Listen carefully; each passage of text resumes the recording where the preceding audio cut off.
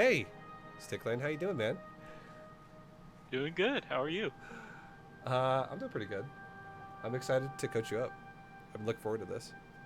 Awesome. Me too.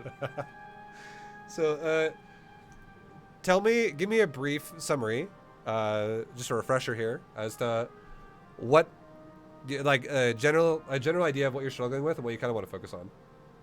Yeah, so if you remember last time, I'm a Diamond Protoss, Diamond 3. We talked about PvP because that was kind of the matchup I was struggling in. We talked through some stuff. You gave me a build, and I gained like 2 or 300 MMR just changing that and playing it. And now I'm at a point where it's actually the other two matchups that are kind of my and I don't really have like tight builds for them or understand how to read the games. Yeah. So like in Terran, against Terran, like I often feel like I'm in an okay position, and then either a bio army comes and kills me in the mid game, or they get to Ghost Liberator.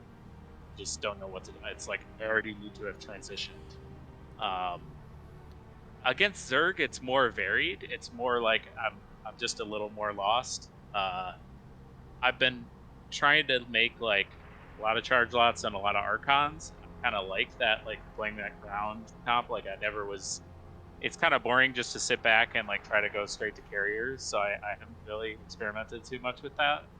Um, Yeah. but I have trouble telling if I'm about to be all in or like when do I need to be exploding my production, that kind of a thing. And I have a couple replays that I pulled if we want to look at them.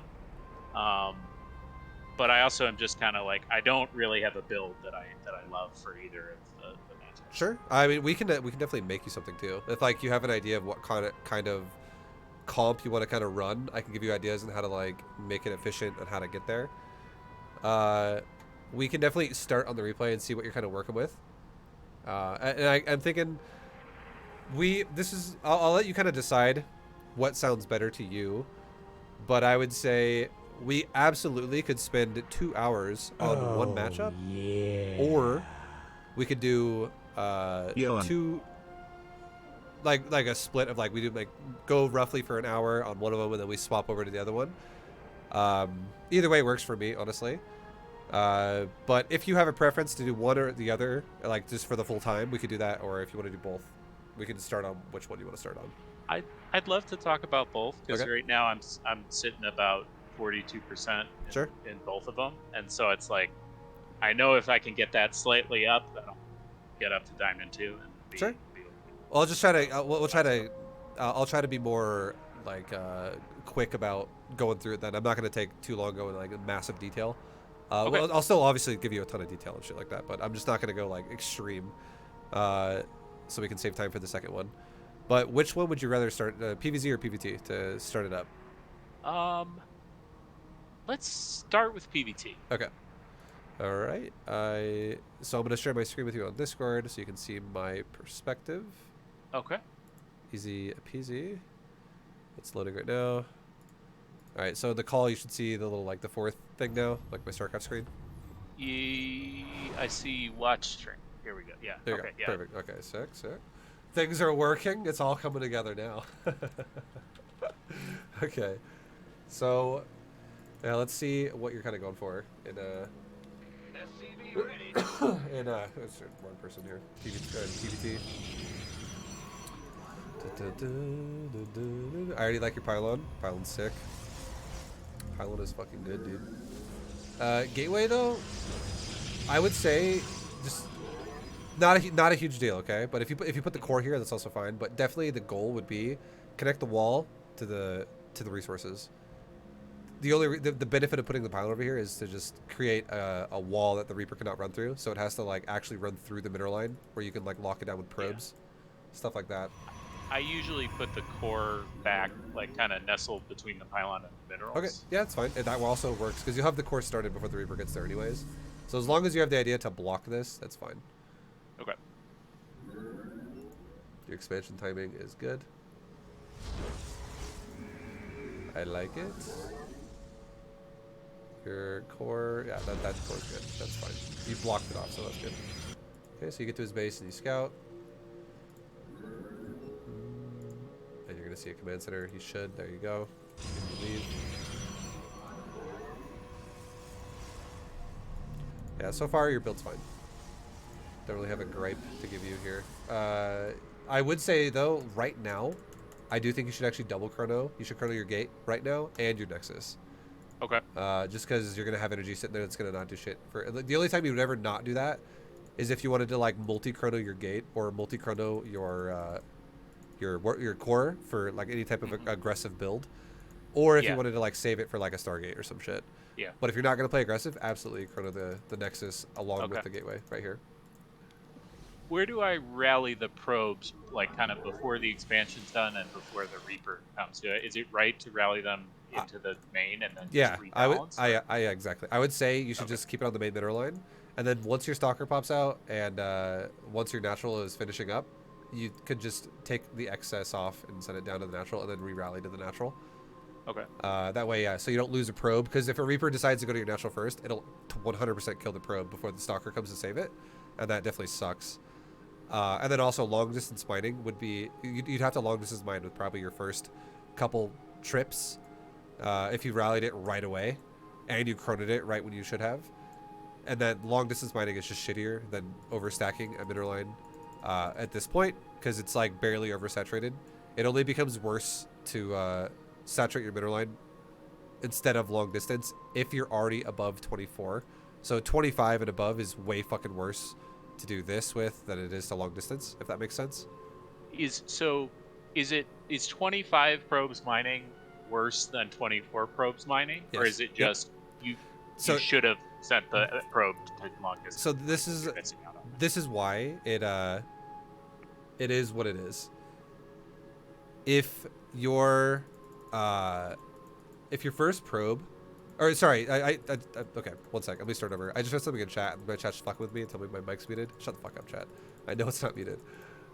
So there's 8 mineral patches, and you want to have 2 probes per patch to have it perfect, which is 16, and a 3rd probe per patch can still get some efficiency, but it's not great.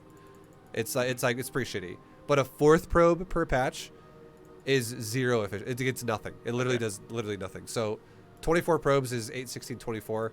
You can have 3 per patch, and then that's why 25 and above is worthless. And then you would actually get at least some benefit from long distance mining, even though it's really bad. So the 25th probe doesn't mess up the existing system. It is going to get 0 efficiency. Yeah, exactly. It would just it'll literally pick a patch and it'll just it's not gonna sit on it permanently. It's gonna take its turn as well eventually and mine minerals and turn it in. But there will always be a probe sitting there doing nothing the whole time if there's 4 probes on a patch. Got it. All right. So yeah, definitely oversaturate like you are here. And this probe right here, right now, I would say this probe should only be here to build a pylon, but definitely want to be careful with it too. Like, yeah, if a Reaper shows up, this probe could die right now for sure. Yeah, that's exactly what's gonna happen. Yeah. So in the future, the Nexus will give you supply. Maybe in the future, pull your probes off and build your pylon as your stalker escorts them down, and then you can build a pylon, and you still won't supply block because the Nexus gives you supply open anyways. Because this pylon isn't even done yet, and you're still not even going to block here. Okay.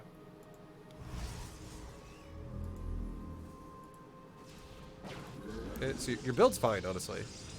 The things you're doing are not bad. Up to this point so far.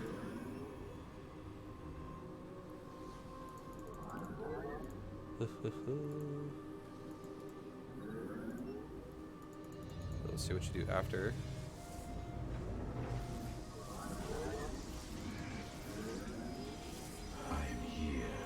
Nice, really nice surround. I'll be killing that. I like your battery usage there. Like, you know, pulling back to the battery, that was nice. Like your build is definitely not bad. You have to make a choice right now though, okay? So this is where the build can deviate from one or another, and it really depends on how aggressive you think your opponent's going to be. And at this point, it's like basically, do I want to take gas right now and delay my third, or do I want to take my third and delay my gas? And the benefit would be if you take your third faster, obviously your economy is going to boom faster. Then everything after that is going to just explode quicker. If you take your gas faster, you could basically like chrono boost out multiple Colossus while making Stalkers, and then take your third a little slower. So the gas option is the safer option. The third base option is the greedier option. And if your opponent looks like he's not going to be super aggressive, I would absolutely say you should probably take the third base option as a priority there. And you've seen in the Protoss's base that he's got a bunker. We already saw the natural. He's 1/1/1 opened with a tech lab on a starport. This could be for Banshees. Probably not a BC, but if it was going to be a BC, it wouldn't happen until a little bit later anyways. And then, tech lab here, so this could be for tanks and shit. It's all, but there's like no stim pack yet. Blah, blah, blah. It's just a 1/1 opener with a natural. So the time, basically, it's not super all in. It's not like 3 racks. He's going to pull his SCVs and just kill you. Okay. It's standard is the way I would want you to look at this. It's like a little bit of harass is going to hit you, but it's not like all the SCVs are coming with this. So yeah, you can totally take your third with this, like right now. That would be the idea. I think that's not what happened. I think I end up getting a Colossus. You can still start a Colossus and take your third. The difference is you can't just like spam chrono your Colossus out and like make multiple of them if you don't take your gas, because you will not have enough gas for that. So you take your third, or no, you take a pylon and you take your gas and you go back. Okay, so you're definitely taking a third way too late. Okay. Yeah, and you pre-saturated the gas, and you ripped off the middle line really fucking hard here. Like as the gas was like starting, you saturated with probes like right there. These probes are gonna sit here now for 13 seconds, and your mineral line's undersaturated. That's brutal. And then you do it again here. So definitely, the future, definitely. I know that this is probably one of those things where you're like, well, what if I forget? Or like I could just do it now because I just did the gas. I don't want to have to come back and fix the gas again 21 seconds from now. But it's something that like if you do it this way, this fucks you so bad. So I would say definitely try to get used to doing it where like you're putting probes on the gas within like only a couple seconds of it finishing or right as it's finished. Okay. Yeah, 13. Is that extra pylon I threw down kind of in the line base is just I'm terrified of mine drops like always. Yeah. And so that's kind of I just am trying to get vision. Okay. Yeah, no, I mean, this pylon placement is okay. I would say, honestly, I would rather you put the pylon like right there even. Like right here, because you could have a third here and it could help spot like this area right back here with the pylon there, which would help protect your third even more. And in turn, that also protects your natural, because you'd have to fly through that anyways to get to your natural. And it gives you more time to react. But I like your idea of putting pylons around. That's fucking amazing. I think you need another one like right there. So you could, because this is literally fogged out right here because the pylon can't see that far. So another one there would be perfect. But that's a great idea. I would absolutely. I was going to recommend you to do stuff like this, anyways. And you're taking your third up here. That's fine. So if you take your third up here, now this makes sense. So this is actually a fine pylon if this is going to be your third. The only thing about this third though that I don't like is when you create a base that's a triangle like this. You create a situation where the cliff is very abusable by air units, but to get up and down, if I want to go here or if I want to go here, I can't just go up and down. You have to go all the way around. Yeah. And then all the way back, right? And then a medevac can just go bounce up and down. So you're creating a situation that's harder for yourself to defend now against like one of my drops, and it's going to be more annoying for you because they can literally drop here, load up, drop here. And they're in your main, and you're running around. And the only way you're going to be able to deal with that is if you had Blink, and you don't even have a council yet, which you don't have to have.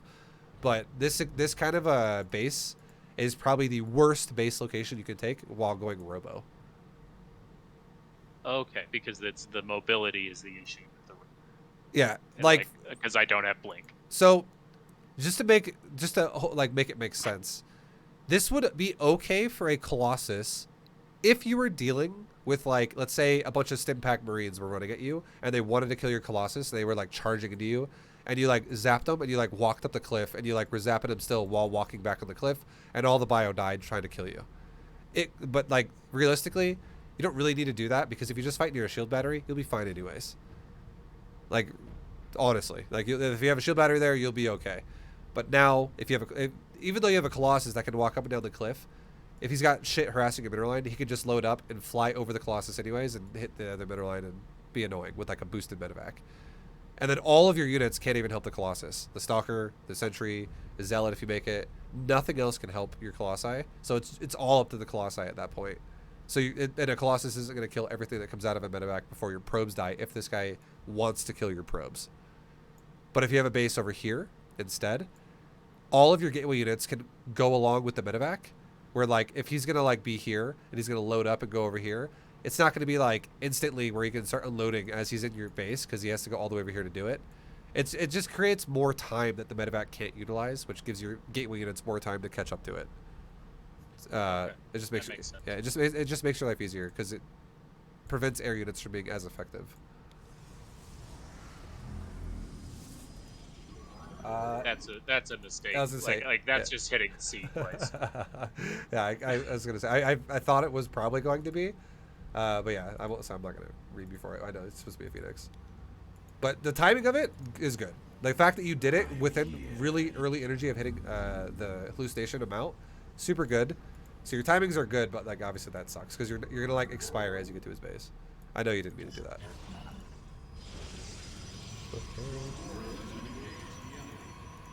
Okay, your Forge and your Council, a little bit too early, I would say, honestly. Okay. So, my opinion would be, I actually think this is actually, I think, going to be a good change for you overall. I think you'll have more success having more army and then getting upgrades a little bit later. So what I think you should do, base this off of your mineral lines, okay? What I think you should do is the way you opened up with your first gate and your Nexus at your natural, and then you went Robo Gateway, so you have 2 gates now. That was all good, okay? And then you made a Robo Bay really early after the Robo was done. That was also good. All that was good. But then I think when you have a natural that is fully saturated with minerals only, no gas, go for a 3rd base, like over here, and then take your gas after, and as soon as your gas is done being saturated, you're able to maintain your production of your Colossi, which you're not doing, unfortunately. That's a huge thing. You want to make sure that you want to really maintain that. Like this Robo is worth more power than your gateways, absolutely. So once your gateway, or sorry, once you're like maintaining production out of your Robo and your Robo and your 2 gateways, and you're starting to saturate your 3rd, make 3 more gateways. So go up to 5 gate Robo, and that's all you got. And you're still maintaining production.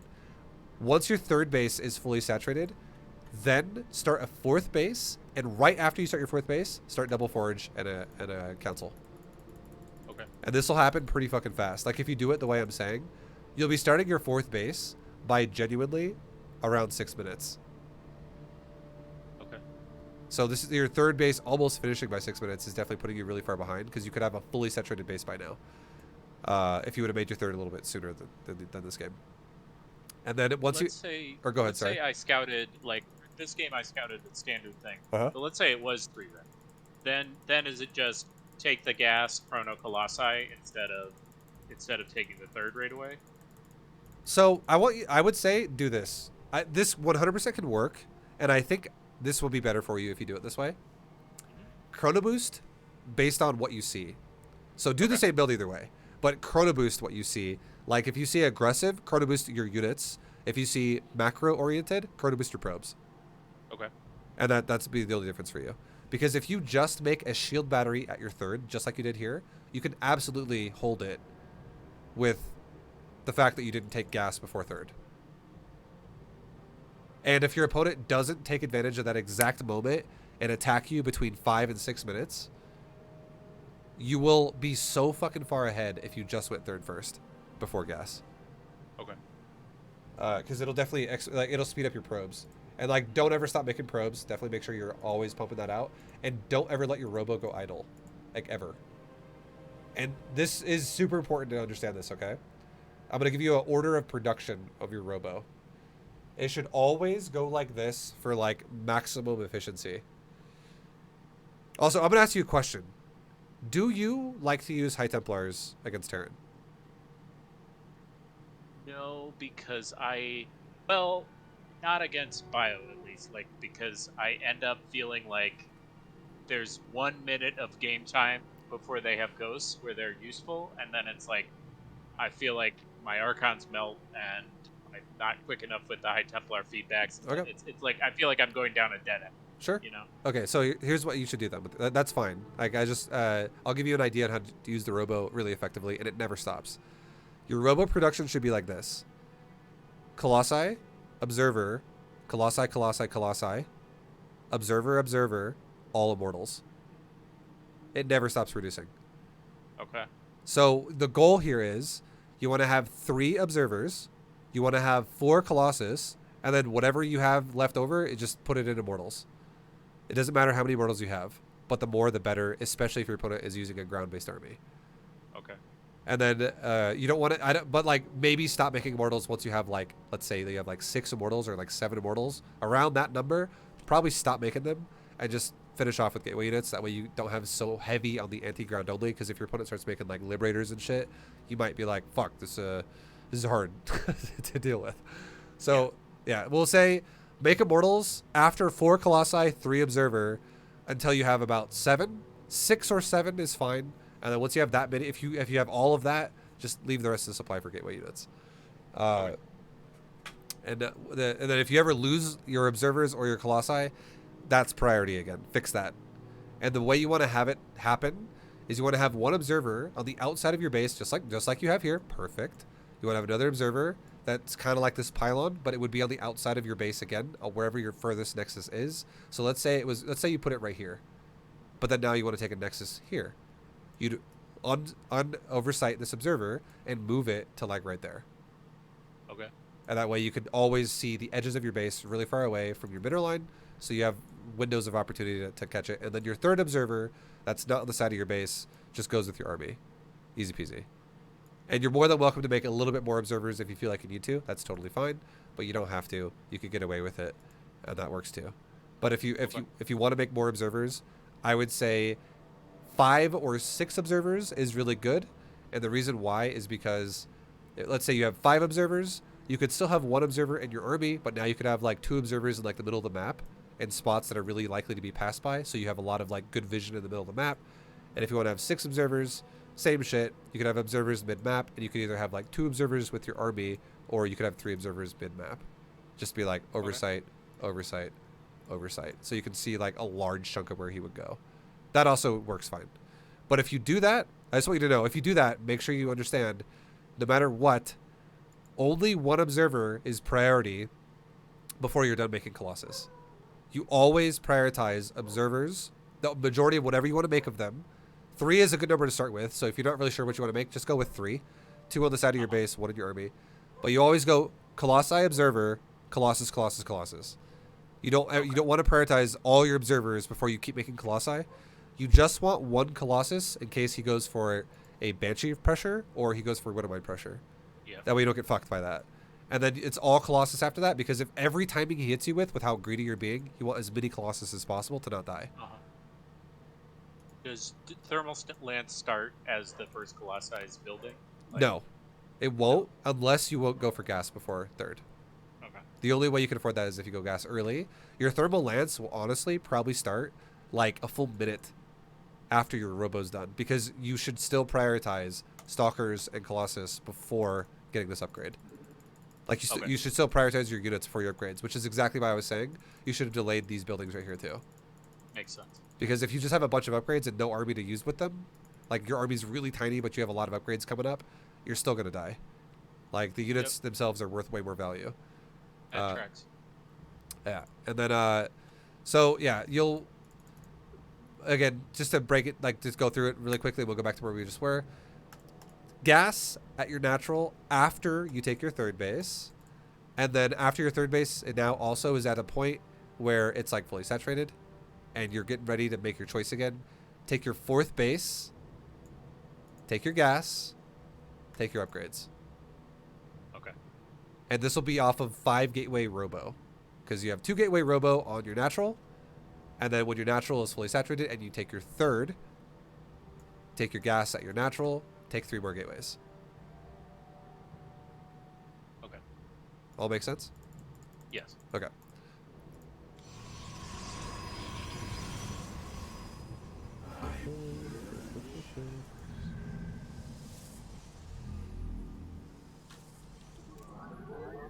Yeah, you're crushing probe count though. Like still, like you're still like even though your third's late in this game, you're still crushing probes over your opponent. Like if you were doing this shit on point, you would be cruising with probes. Research complete. Your fourth base is starting. Based on how you did it with your economy, great job taking your fourth when you did. Your fourth is still like overall a minute late though, because your third was so late. But I like that you took your fourth as a prio before taking your gas or before doing anything else. Like I like that a lot. And if these were gateways, that would be great. Okay. And then also, a good thing to do too, oh, you're already doing it. Good shit. I was going to say, you can start building pylons like as a tripwire in front of your base. That's really good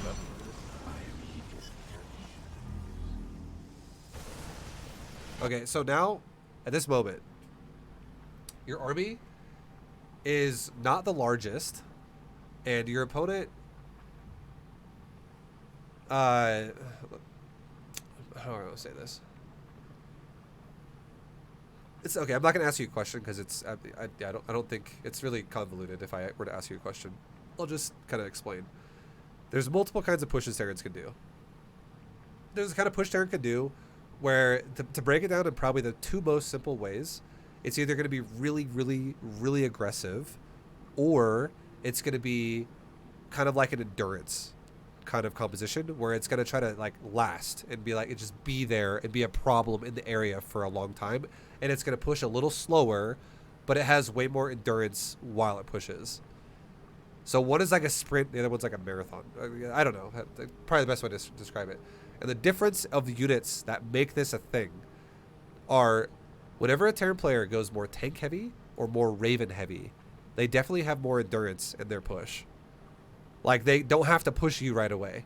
They can, like, be like, I'm going to take this area and I'm going to kill it. And once it's dead, then I'll push forward. So in this kind of a composition, you don't really want to fight this unless you know for a fact you can break that immediately. And I would definitely not say you can break that right now. So here's how you can know if you can break that or not break that. One of the best things, what like the single-handed best unit you can have to break this is a charge lot. Any Terran that goes tank heavy with less bio, now also using Raven. Like, these units reduce the amount of bio this guy's going to have because these things are fucking expensive. And also the Raven reduces the amount of medevacs he's going to have because it was keeping the starport busy for a little while.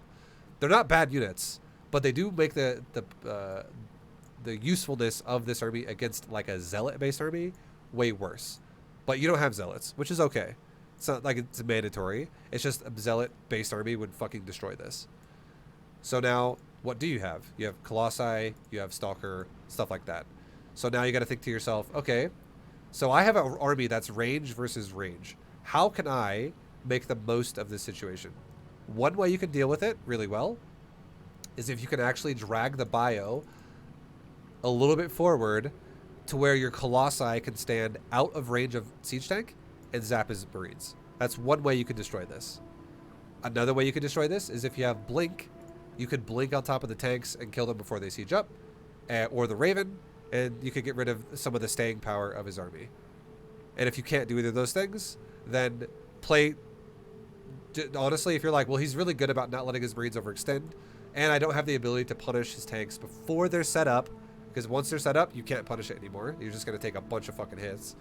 And if he's not really overextending the Raven, all you got to do is just go, all right, fuck it. Let's sack the base, buy myself some time, take another base somewhere else, and try to create a situation now that will be in my favor. Like a way you can, and it's much easier to do it once he's already set up his army somewhere, because all you got to do then is keep an eye on him a little bit, and as soon as he unsieges and tries to go forward again, Literally zap him with Colossus every time he tries to move forward. And then as soon as he sieges, back up. And do not engage until you can punish with either blink or with charge. And then, but it's okay to engage him though if you don't have blink or charge. If you zapped like all the fucking bio before he sieges, then you're just like, okay, well now it's just like I'm fighting like nothing left really. Then that's also fine. But yeah, like in this situation, I would say definitely do not fight this. Run away, cancel forth, go build it up here instead. Like just get out of here.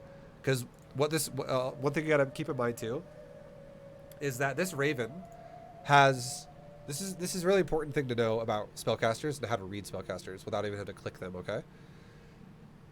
This Raven has 200 energy. So what you want to look at with its purple or like pink violet bar or whatever, that's its mana bar, you want to look and see how full this thing is. And the way it works is each one of these boxes, if there is a box in the front, it means clearly like it has that energy, it has that energy, it has that energy, because there's boxes that are beyond it. Those are the color is as bright as it can be. It literally levels up like a line. It goes from left to right. It's very obvious like this. But once you have a box like that, where it's like somewhat lit up, that the darkness of color, or like the transparency of it, the darker it is, the more full that represents it, and the lighter it is, the less it has in it. But basically, the point I'm trying to make here, Ravens are pretty easy to tell. A Raven casting an ability on you that is actually relevant and annoying and going to be a problem for you costs 75 energy. So we're looking at every spellcaster in the game has 200, okay? So what we're looking at here is a Raven can cast 2 of those spells, and it'll only take up 150 out of 200, which means that if we look at this bar right here, does it look like the Raven has more energy than 75% of its bar? I would say 75% of the bar is about right there. And that definitely has more than 75%. So if you could just look at that and analyze that and go, yeah, he's got more than 75% of his mana bar active right now. That means that you do not want to take a head-on fight with this and commit your army to like getting shot by siege tanks, because all that's going to happen is he's going to use Interference Matrix on both of your Colossi, and you can't even use them realistically. That's probably what's going to happen. He could use other spells too, but that's the most annoying one that could happen to you if this guy is playing correctly. So you got to be really careful about that. You don't want to just shove into the Raven while it has the ability to do that. So what you could do, again, this is why it reinforces the whole wait for him to unsiege, poke him a little bit, get him to burn his Interference Matrixes when you're not having to defend a base. Like, do it when he's like trying to walk forward, and like if you take one zap at Marines and he matrixes both your Colossi, you can still walk away from him while you're locked down. Like, you just can't attack. So you just run away from him, and you're like, cool, I'm running back to my shield battery, and now you have no Interference Matrix anymore. Stuff like that. Okay. Like, this army is the worst thing in the world for you to just straight up head on engage into if you don't have the right composition. And you have to think about how to utilize what you currently have the best. So I'm not telling you that your build has to be different. I just want you to think about how you can engage it better for yourself. Okay, yeah. Because you could beat this with Colossi if you do it correctly. The way I explained, where you just sack it and then just zap him on the move, instead of engaging into tanks and Raven that's full energy. So like already you're getting shelled by the tanks, like 2 different shots there. Now a third one's gonna hit you. Now 4. Oh no, you didn't get by the 4th one, but you got shelled 3 times by tanks, and your stalkers are like all fucking about to die. Like so many of them are fucked up now pretty heavily. If you walk into it again, oh god. And like right now too, there's no initiation of a 4th, and that should be your immediate go-to. Like step number 1, back up, start a 4th, come back, cancel, pick at him as he tries to rotate. Okay. Your 4th base being super delayed now is definitely going to cause you some major problems. Oh, yeah. Yeah, I think I got afraid that I didn't have production in, because I was like, oh, fuck, this army's at my doorstep. Well, you definitely don't either. Yeah. You definitely don't, because you're prowing upgrades and shit, and you're not using your robo as much as you could be. Yep. Because in 8 minutes you've made 4 units. You made 2 Colossus. Or sorry, you've actually made a couple. How many? You have 2 observers, right? Or I you think have just the one. you have 1. Okay. So yeah, I mean the robo could have been used a bit more for sure. Yep. And then yeah, you have a couple. Like, your gateway units have died, but I mean it's been you're still on 2 gateways in 8 minutes, and now you're making, 8 more or 9 more gateways to put yourself up to like 11 gateways now around 8 minutes, because now you're panicking, right? But Yes. yeah, if a general idea of what now to expand on kind of the build before where we talked about, take your natural before, and then before you take your gas, take your third, take your gas, take 3 gates. Then when your third base is fully saturated, take your fourth, take your upgrades, and then continue producing.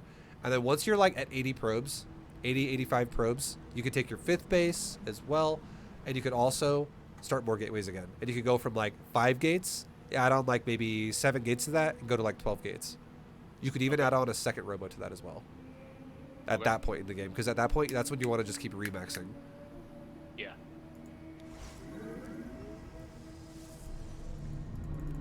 Upgrade complete. All right, and then we'll kind of go through it a little bit faster now.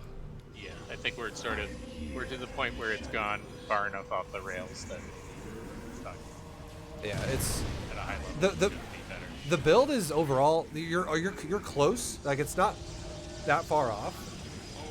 But if you want, what we could do really fast as well, because let me ask you this really quick first. Are you cool with going a half an hour beyond what we were supposed to because of all the fucking technical problems we had earlier on? Yeah, I'm good. Okay. So we have an hour and a half left still, so that means we still have like a half hour for Protoss. Or for Protoss versus Terran, that is. And if you'd like, right after we finish this, I could kind of go into give you like a build example of exactly what I'm talking about, and give you like just an example up to 200 supply, so you have kind of an idea of what it would look like, of what I'm basically explaining right now with what you should be doing. Okay. Does that sound good? Yeah, that sounds great. Okay. All right, so we'll kind of wrap this up in like the next 10 minutes, and I'll give you that example of my own then. Your static D right now is not bad. I don't mind that you just added it. It's totally fine. I like your 5th. You're making Archon, which is I think Archon and Templar are good overall. Like, you definitely can utilize it. It's definitely not a bad idea. Yeah, I make them kind of because I don't know what else to make, and I know they're good, but it's just like Ghosts are terrible. Yeah. I think I just get Okay. maybe in the next fight. How do you micro this? Are you selecting all army? Yeah. Okay, so try doing this from now on. Select all army. Are you okay? Let me ask you this question: are you comfortable with Control 1 and Control 2, like using 1 and 2 as control groups? Would you be comfortable doing that? I want to learn to do that. It's not what I do. Okay. Mostly just use the production building. It's like sometimes if I'm like in the moment, like juggling some stuff, I'll try to make 2 control groups, but then I end up messing it up because I hit select all army and then Yeah. I undo No worries. commands that I could. Let's do this for you then. Let's do this. When you first set up your army, select all army, Control 1, and then try to get in the habit in your mind where the only time you ever select all army is when you make a new unit. So then you go select all army, Shift 1, select all army, Shift 1 every time you make a unit. Like when you make like a round of units. So if you make like 10 units off gateways, like you can either green box them, Shift 1, or you can hit select all army and Shift 1 them. Whatever. That's fine. But then when you want to use it, stop it. Try to only use select all army when you want to add units to control groups. But from now on, whenever you move around, 1 attack move, 1 move command, 1 attack move, whatever.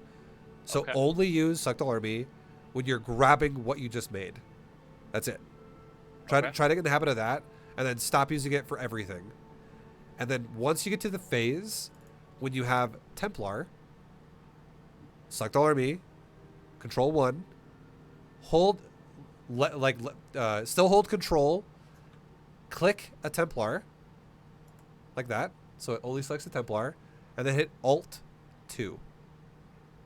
Okay. And then from now on, what you can do is 1 A move, 2 A move, 1 A move, 2 A move, 1 A move, 2 A move. And what will happen is Templars, only 3 Templar will be in the Control 2 by themselves, and then Control 1 will be everything but the Templar. Okay. So then what you can do is you can go 1 A move towards Terran army, and then 2 move command to an area that you want to storm with, or if you see Ghost and their Ghosts are charging forward, 2, move command behind your army. Let him commit the Ghost, and like your Colossi and your Archon and your Zealot, whatever, the Ghosts die. If Ghosts die now, you can now move Templar back in again and storm him. And to get even fancier with it, if you get really comfortable, you could be like, okay, let's say you move 2 back because Ghosts are pushing forward. Let's say Ghosts die. You could go 2, move forward, 1, move back. So 2, right click forward, 1, right click back. And then if he starts committing forward into you, you could then go 2, storm, storm, storm. And then as soon as you do that, 2, move back, 1, a move forward. So you just get fucking juicy storms. And then your army goes back in again. It makes it really easy to bounce back and forth the units you want to go in and not go in. Like having Templars isolated makes it really easy to micro your army together. Okay. So the way I just explained that, did that make sense, or how? Yeah. Okay. Is Templar the main unit that I want to control separately? Yeah. And it's just like control it all as one big ball for now. Absolutely. Except for Templar. Okay. The reason why you want Templars by themselves is because if Templars are by themselves, they don't get wish-washed like in the middle of the ball of your units. They don't get like pushed around and shit.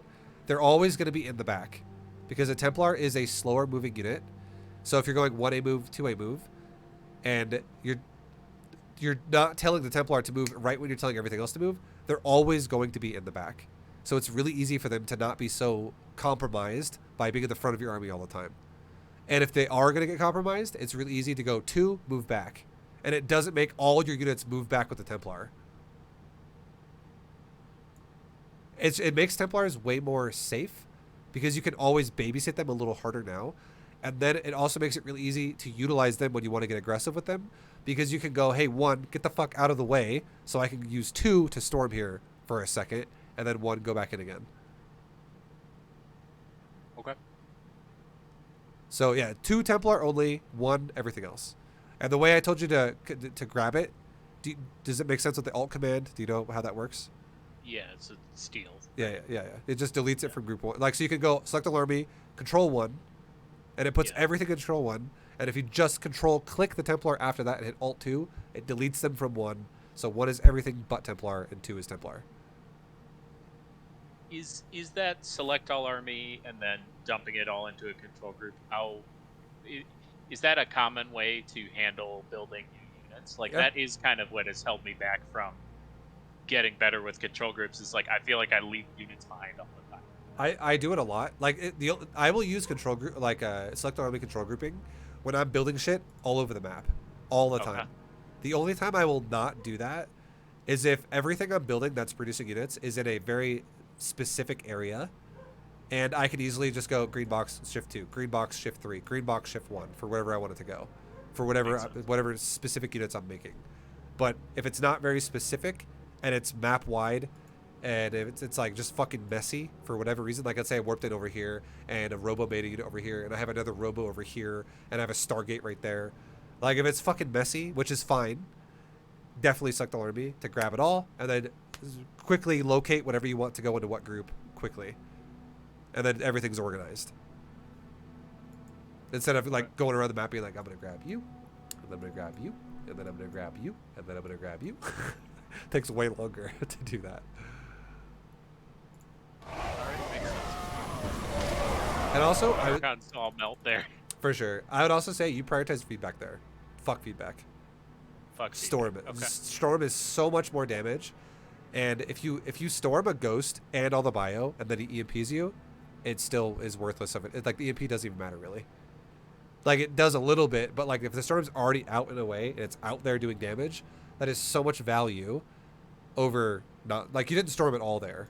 You feedback, and then your army's dead. But if you storm, just to put it in perspective, feedback, like the feedback, everybody knows, oh, feedback, it removes the mana on the unit. That's great. But feedback damage, it does 2 damage for every 1 mana it removes. So if a feedback does 80 mana worth of, or 80 energy, whatever, it takes off 80 energy, it'll do, or no, sorry, it does 0.5 damage. I just said it backwards. It deals not double damage, it does half the damage of the mana it burns. So it does, if it does 80 mana burned off of feedback, you do 40 damage. Which is, let's say you burn a total of 190 energy. Well, you're burning 95, or you're doing 95 damage in terms of feedback on multiple units, which is whatever. But Storm does 80 damage over 3 seconds to a fucking radius of units. And one Storm here, on average, like a Storm could literally hit like that clip of units like right there. Like, honestly. You could easily hit that clip of units with Storm right there. And that's 12 units doing 80 damage apiece. So automatically that's 960 damage with one fucking Stormcast. If this guy does not immediately move out of it. And if he moves out of it in like 1 second, you still get like 1 second of damage there, which is still going to be like a third of that damage. Because it is like 80 over 3 seconds. So that's still a fuckload of damage. And what is a third of 960? That's like 320.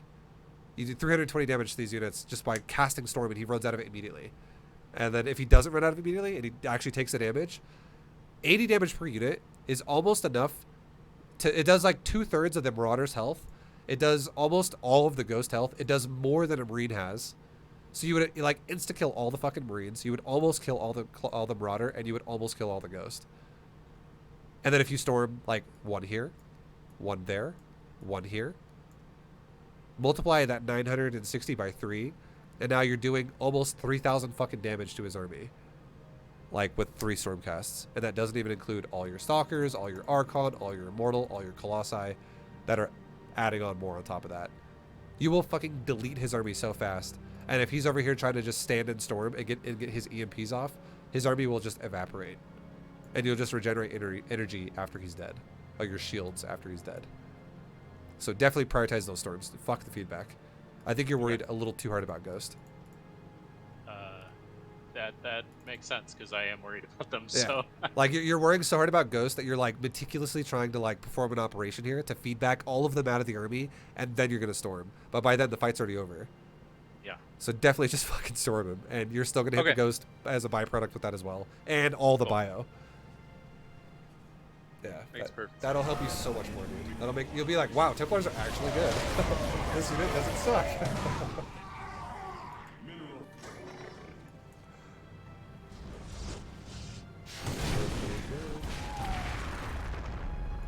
Then, yeah, the fact that you pushed the top bases and you left, I like that a lot. I actually really like that. You're expanding. Your mindset is not bad. You're fixing your economy. Your probe count is 80. Yeah, your mindset's not bad. The only problem I see with what you're doing is you're not making any Colossus.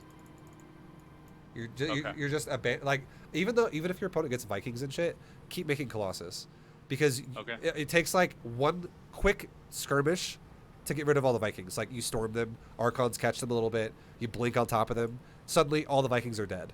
And if you have Colossus again and he has no Vikings, it's so much harder for Terran to continuously make the Vikings than it is for you to kill them. And if a Terran doesn't have Vikings and you have Colossus plus Storm, their army fucking disappears. If it's bio still, it's just gone. It's deleted.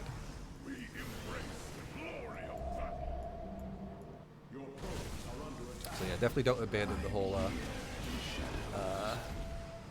nice kill of the Liberator. I know that's annoying, but that's what you should do. Blink Stalkers at it and kill it. But yeah, making the correct comp the whole game, definitely want to do that. Always have 4 Colossi in your army as much as possible if he's still going bio. The only time it's okay to not have Colossi in your army, I would say, is if your opponent has like a pure mech army or like a pure air army, then obviously you don't really need Colossus anymore.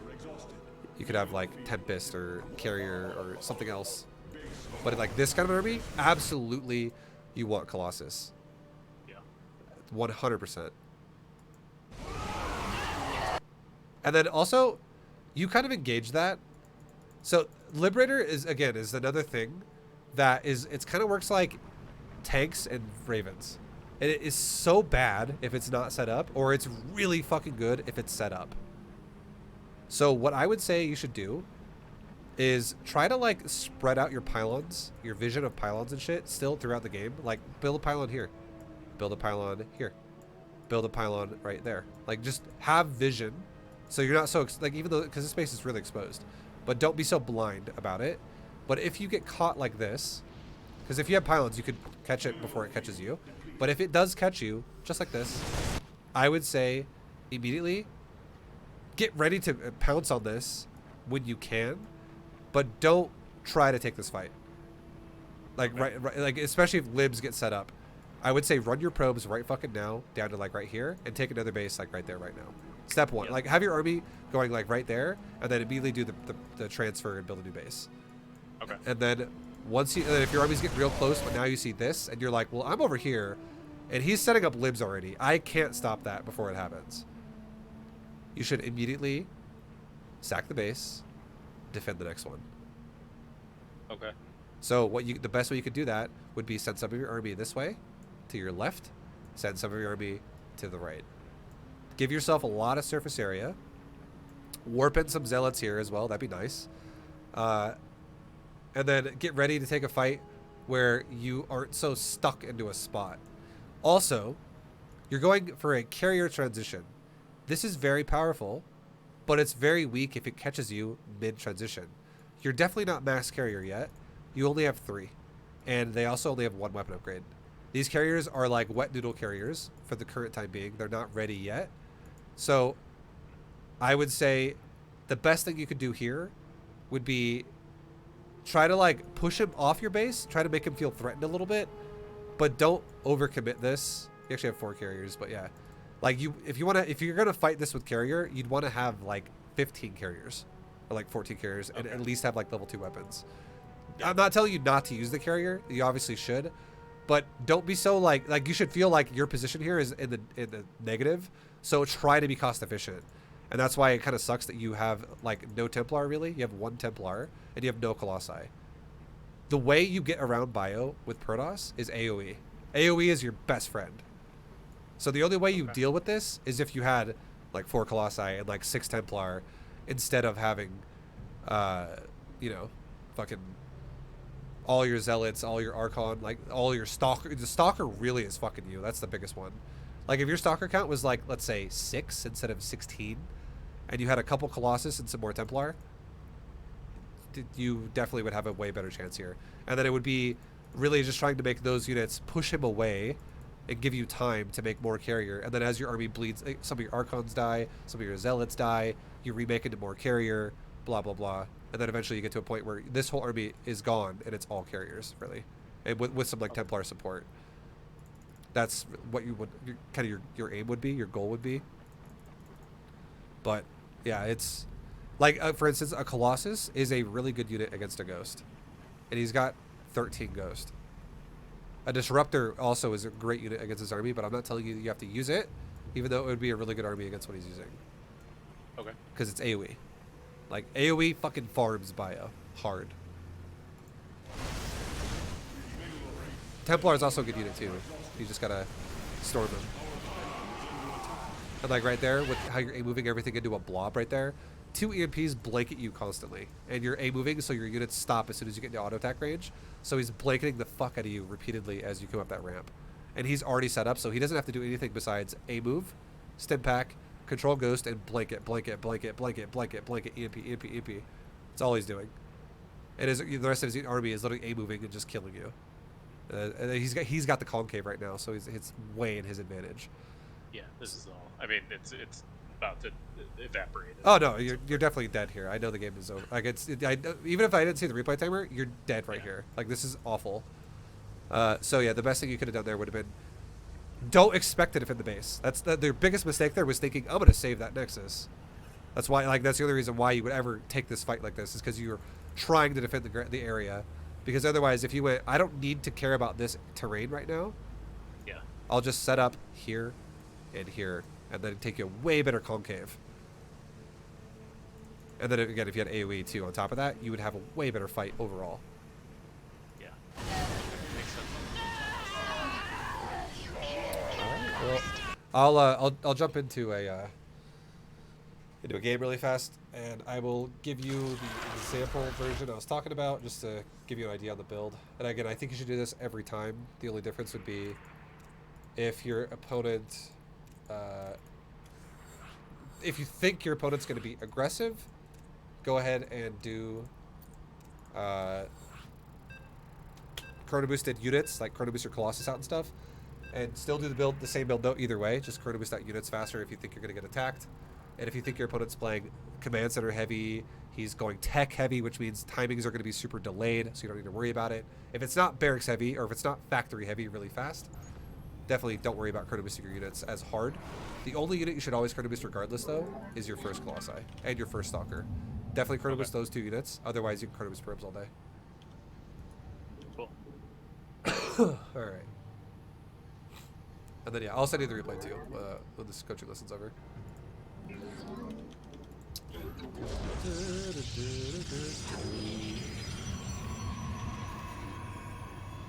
Alright. Then we're going to take our gateway. And again, where you put your buildings is fine. I just put mine here. It's not a big deal. You still had the right idea. Let me stop my Nexus. And then we'll send this probe across the map to go scout.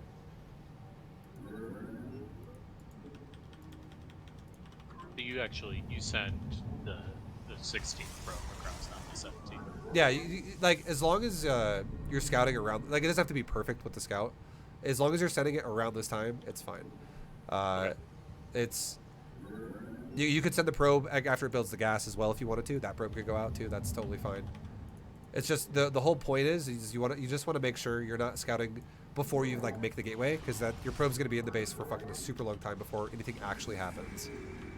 But like right now we're taking our Nexus like right as we're getting to his base. So if he was gonna be able to build a command center, he'd be throwing it down right about now. So we'd be able to tell what the build is. It'd be like, ah, a multi-rax, or oh, okay, it's a whatever. It's a fucking blah blah blah. You get the point. It's a fucking expand build. Did I just block my probe? Okay, thank God. I was like, oh, holy shit. Alright, so let's take our gas, take our second pylon.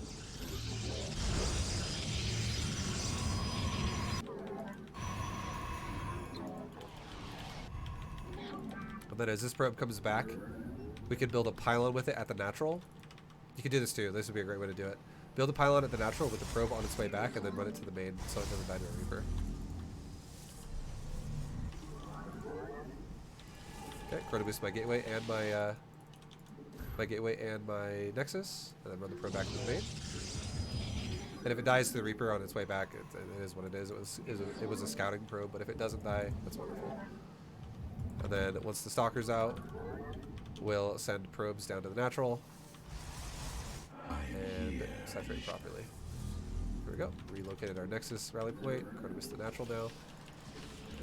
And then we're chilling. We can leave the Stalker in the middle for a sec until we know which direction the guy's going to come from if he attacks us with the Reaper. We can also now build our Robo and our second gateway. Keep building probes. Start up to stop building probes. We could build a shield battery now just to be on the safe side. And now the next thing we could build could be a pylon in front of our high ground here to spot if the Reaper comes at my base even faster now for next time. So put a pylon there. And then keep making stalkers, keep making probes, chrono boost probes. The shield battery placement in the natural matter, like, do I want it in the mineral line? I would say it's I would say it's good, only because if you had it there when you dealt with the Hellions, it would have healed the probes, and it still you can stand like in front of your Nexus and still defend yourself and get healed by the battery, and it covers the mineral line if you get harassed in the mineral line now. Makes sense. Skies open. Okay. And then we're gonna make our Robo Bay. Also, I'm gonna change your. I forgot about something. I'm gonna change your Robo production. It's gonna go Observer, Colossi, Colossi, Colossi, Colossi, Observer, Observer into Immortals. Because you can actually make the Observer before the Colossus even started. So, like, you should definitely make the Observer now before you even have a Robo Bay, instead of doing nothing with the Robo. Yep. Okay, we're gonna make 2 more Stalkers. We just got it with the Phoenix. Wonderful. Make our third base. Put a pylon near it. Now we'll take our gas at our natural, and then we'll immediately start chrono boosting out our Colossus. After the Robo Bay is done here pretty soon. Okay, build another pylon so we don't block, because we're about to make a big expensive unit in the form of a Colossus. And Colossi priority over Gateway. So Colossus first, and then we'll go back to Gateway right after. And then, so Probe is also priority as well. Gateway is like third prio. Like Robo is a huge priority. Probe's first, Robo second, Gateway third. But we're still doing as many as we can, as much as we can. Okay. Yeah, we could build another pylon on the top of our base to guard us from aggression. Chrono Boost our Robo one more time for that fast Colossus, just to be on the safe side. So we Chrono Boosted our Robo 2 times to get our first Colossus out super fast. And now we can start transferring probes to our third base. And our Colossus is out now to defend ourselves. We can send another Hallucinated Phoenix. We can check for expansions and stuff. And we should be taking our fourth base by 6 minutes if we're doing this well. So we can now take a shield battery at the third. Keep making our stalkers and stuff. And we can now go back to Chrono Boosting this probes as well with our base.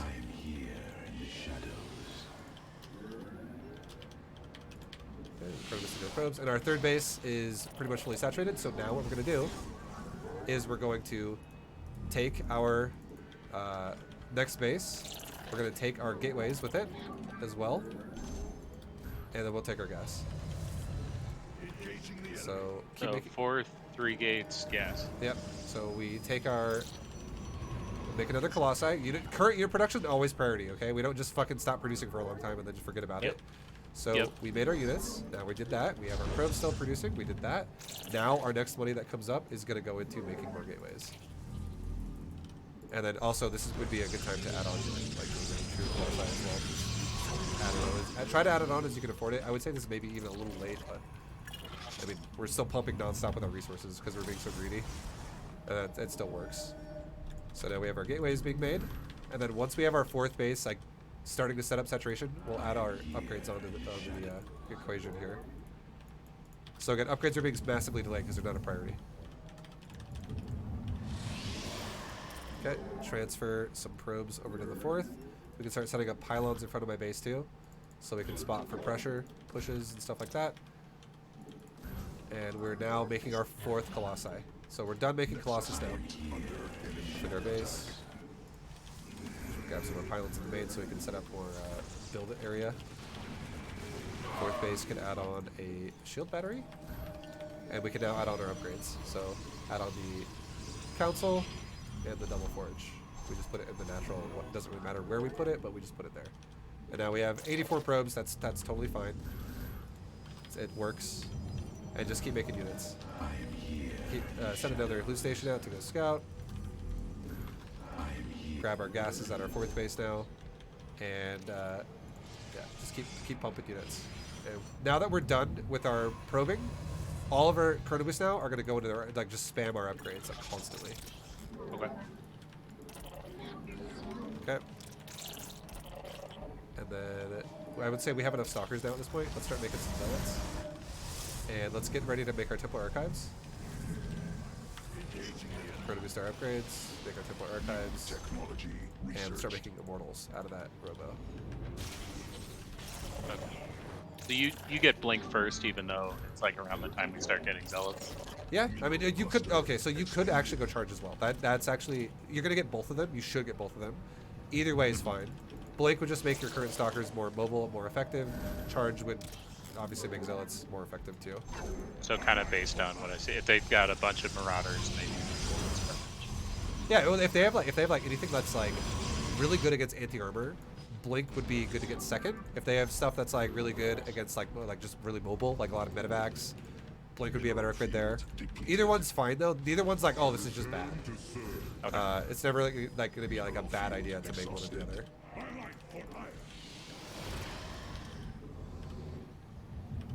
But yeah, I wouldn't worry too much about like exactly what the comp looks like to have to make the right unit. It's just probably going to confuse you too much if you think about it too hard like that. It's just going to waste your time. Just whatever you feel comfortable. Like just get blink or charge. Both are fine. They both work, and then always get the second one though after you get the first one. Okay, and now we're basically maxing out. One thing we didn't do though this game that I told you to do that I kind of forgot about was I didn't get multiple observers. You definitely should be doing that before you make your immortals. So I only have one observer. We should have 3. Researched. But yeah, it's fine. Just definitely slide in observer speed somewhere in there. Like you honestly don't even need it. Don't need it. Get observer speed super late game if it gets to that point, but you do not need it early. And then now we have our army. We can go push with this army. Just go fucking be annoying with our Stalker, Zealot, Templar, Colossi, this whole army. And then as supply starts to die, and we maxed out sub 10 minute, and before, like when supply starts to die, you can start being like, okay, how about I start making my Stargate with my weapon upgrades on my core, so you can switch into an air army if you need to. You can transfer probes as bases mine out, so you can, you know, not have a bad economy. You can also add on cannon battery at this point too, and bases that don't have any base that has a battery, just add a cannon. Bases that don't have a battery, add both, and you're good to go. Okay. And like, look at my army, okay? So this is an example of what I was going to talk about. Let's say I want to storm really fast. Instead of doing this, and then if my army starts A-moving in the front like that, where it kind of does this shit, where it blocks my army as it starts, like, okay, I'm going to explain this without having to talk the whole time because it's so hard to keep up with the fucking units as they do everything. But do you know how when you attack, okay? I'm going to show you that what it looks like when you attack somebody. When you attack someone, the units do that. They all start to stop, and they block the fucking area. Yep. If your Templar were there, the Templar would be in the back, doing jack shit. They'd be like, excuse me, I would like to get into this base right now, but I can't, because I'm currently stuck behind these fucking units. If you tell your Templar to storm, and that's how you're microing it, but you're telling your Templar to storm too far out of their current range from where they're getting body blocked at, they're never going to do anything.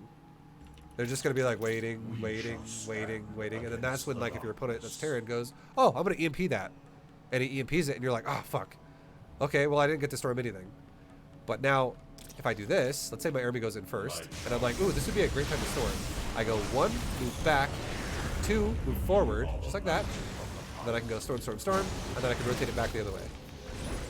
And then I'd say I want to do it again. I'm like, oh, no, back up again. I can move the Templar by themselves. So what I'm doing is I'm going 2, move up, 1, move down. And now I want to rotate it, 2, move down, 1, move up. If I want to rotate it again, 2, move up, 1, move down. It allows you to have really not... It makes your Templar not get body blocked. So you're not just like trying to fucking storm like this. Ah, fuck, get out of my way. Please. Like, I want to storm over there, but it's too far away. But if I go, hey, 1, move out of the way, suddenly I can storm. Makes sense. It makes it, that's why you should put Templars by themselves. It makes it so much fucking easier. Because if you didn't have Templar by themselves, and let's just say this was happening, where you're like, move out of the way, army, move out of the way, but everything's in one control group, and you're like this, okay, army, move out of the way, and Templars move with them, it doesn't fix anything. They just run away with it, and they're still fucked the same way they were before. So definitely huge to do that for yourself. And here's a cool tip, okay? Cool tip. This is something I didn't say, but I just thought of while I was doing it myself. This is something I actually do. If you, let's just say, I go like this. Let's say I kill some of my units to open some supply. And let's say you go back to your base over here and you make some fucking zealots or something, okay? And you go select all army, control 1. You don't have to control click ever again on the Templar if you still have the same Templar you had before to then hit Alt 2. Because what happens is if you go select all army, control 1, you already still have the previous control group you made for Templar. So this is like every time you continue to add, not the first time, but every time you add from that on. So if you have Templars that were already in control 2, you could just go 2 Alt 2. Because 2 selects them and Alt 2 re-deletes them again, just like you did before. Okay. Cool. So you only have to do it if you only have one control group like this, like where it's just the first time you did it and you go, okay, control click Templar, Alt 2. But now every time, like I said, every time again, you can go 2 Alt 2, it deletes them every time. So you can see right here, like, look at the control group tab here that I'm kind of mousing over. You'll always see that I can just quickly do whatever I want, do whatever I want with my mouse. I'm clicking anything I want. But if I want to make Templar go by themselves, 2 Alt 2, they're immediately gone. It's super fast.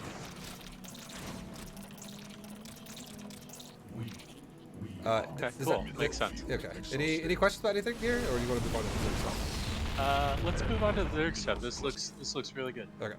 I'm excited about this because it is similar to what I'm trying to accomplish, but there's like concrete things that I can just do better here. Yeah. That'll be great. All right. So I do have the Zerg example. It was harder for me to pick one because Zerg is like I don't even see the pattern of like what my losses are like. This was one where it was like somebody playing on ranked and they were much better than me, and just it made me feel silly and powerless against like Ling Bane. Yeah. Um, Okay. but I'm sure there's stuff with my build that I could do better. That is kind of like you'll see when I go out with an Oracle and I start floating money. So it's like Yeah. just kind of like having more of a game plan for the early part of the game Yeah. and where I want to go. All right. Yeah, Oracle also is a unit for Protoss and PvZ that needs to be controlled a lot for it to pay for itself. If it's not constantly being microed, you just would have been better off making like a Void Ray. Okay. But we'll get to it. We'll talk about it. Your pylon's good. Placement's fine as long as you put your buildings a little bit forward. If you put your buildings back like this, like too far back, too close to the pylon, not going to be great. I think that's what I do. Okay. Yeah. Okay, so the only thing you just don't want is you don't want the core like basically touching the pylon. Yeah. Like if you build the core down one now, it's gonna be like right here, and it's gonna be like against the pylon. Yeah. That's never a good thing for you. So just keep in mind, it's hard to like this is the hardest thing for Protoss to really like feel comfortable doing because it feels wrong when you don't know how to do it. But you don't need to build the entire building in the pylon radius. You only need to build the center of it in the pylon radius. Like, it's weird as fuck, but that's... You can actually have an entire outer grid of your side of your building like protruding out of the pylon field every time. Okay. So then it works like that with all gateways and stargates and the big buildings like this.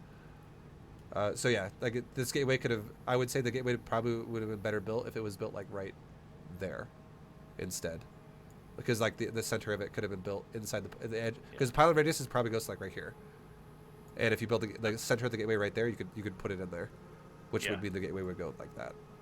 On this map, I also have trouble judging the crates, like where is the spot where something can squeeze through versus like I'm actually making a tight wall, and so I end up building it further back, I think.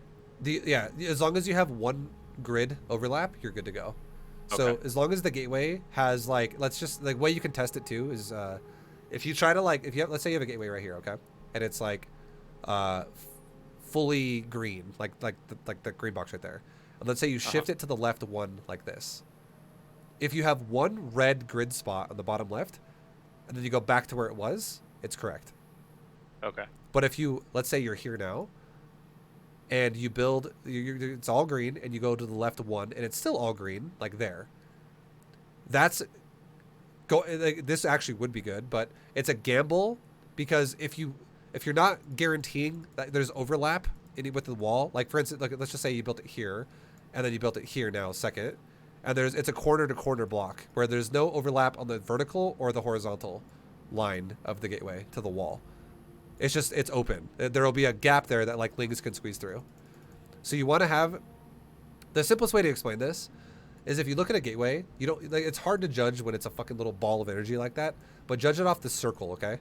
The yellow circle on the ground. Okay. If this circle, if you can make a line on the side of it, that like if you were to divide the circle into thirds, so this is a third, that's a third right there, and this is a third right there. Like that last third right there. If this third of the gateway goes through the fucking terrain and it looks like it would be a wall, this would be a wall. Okay. But if this third of the gateway, let's say, was like this, let's say your gateway again was like right here, and I took a third of the gateway and did that with it, and it's over the top, and you're trying to do a wall that blocks it like that, that's not going to overlap properly. It's not going to be good.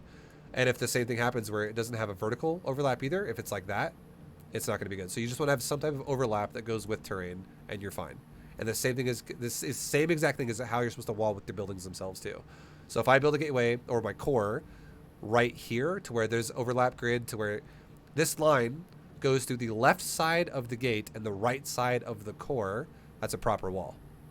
Okay. But if you build your fucking core right there, that does not intersect anymore. You see what I mean? Like if I were to, if I make a line going vertical on the left side of the gateway up and down, it doesn't intersect with the core, so that's a corner to corner wall, and that means it's worth like 3 spots instead of 1 spot, which means a zealot could stand there and lings could still squeeze through both sides of it. which would suck. So the way you built the wall, it works so far. It's overlapping with the wall. But your pylon's a little too close because now it's going to put the core up, the pylon up against the wall now. So yeah, if your pylon was back like one grid spot, like to the right, it would be perfect. Or if you put your gateway a little bit further forward, it would be perfect.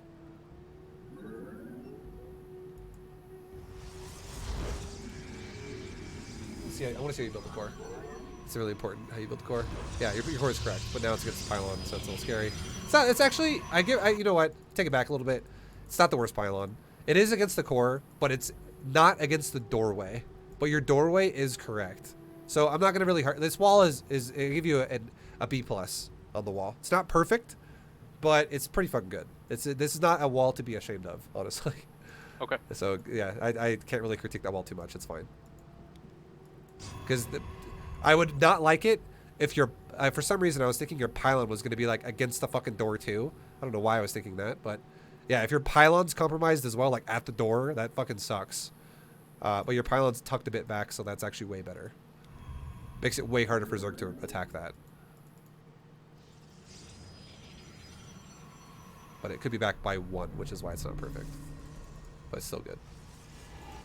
Okay. So same thing against Terran. If you're gonna chrono boost, definitely chrono boost. You can either double chrono boost your gateway and your nexus right now, or if you're confident that you don't need to chrono boost your gateway and you don't really want to be aggressive, just chrono boost your nexus. Definitely chrono boost something though. Okay. Yeah, I think this is because I'm less sure of my Zerg build. I end up like not using my chronos when I should because I'm not sure how to use them, and then I just end up using them on nothing. You know? Yeah.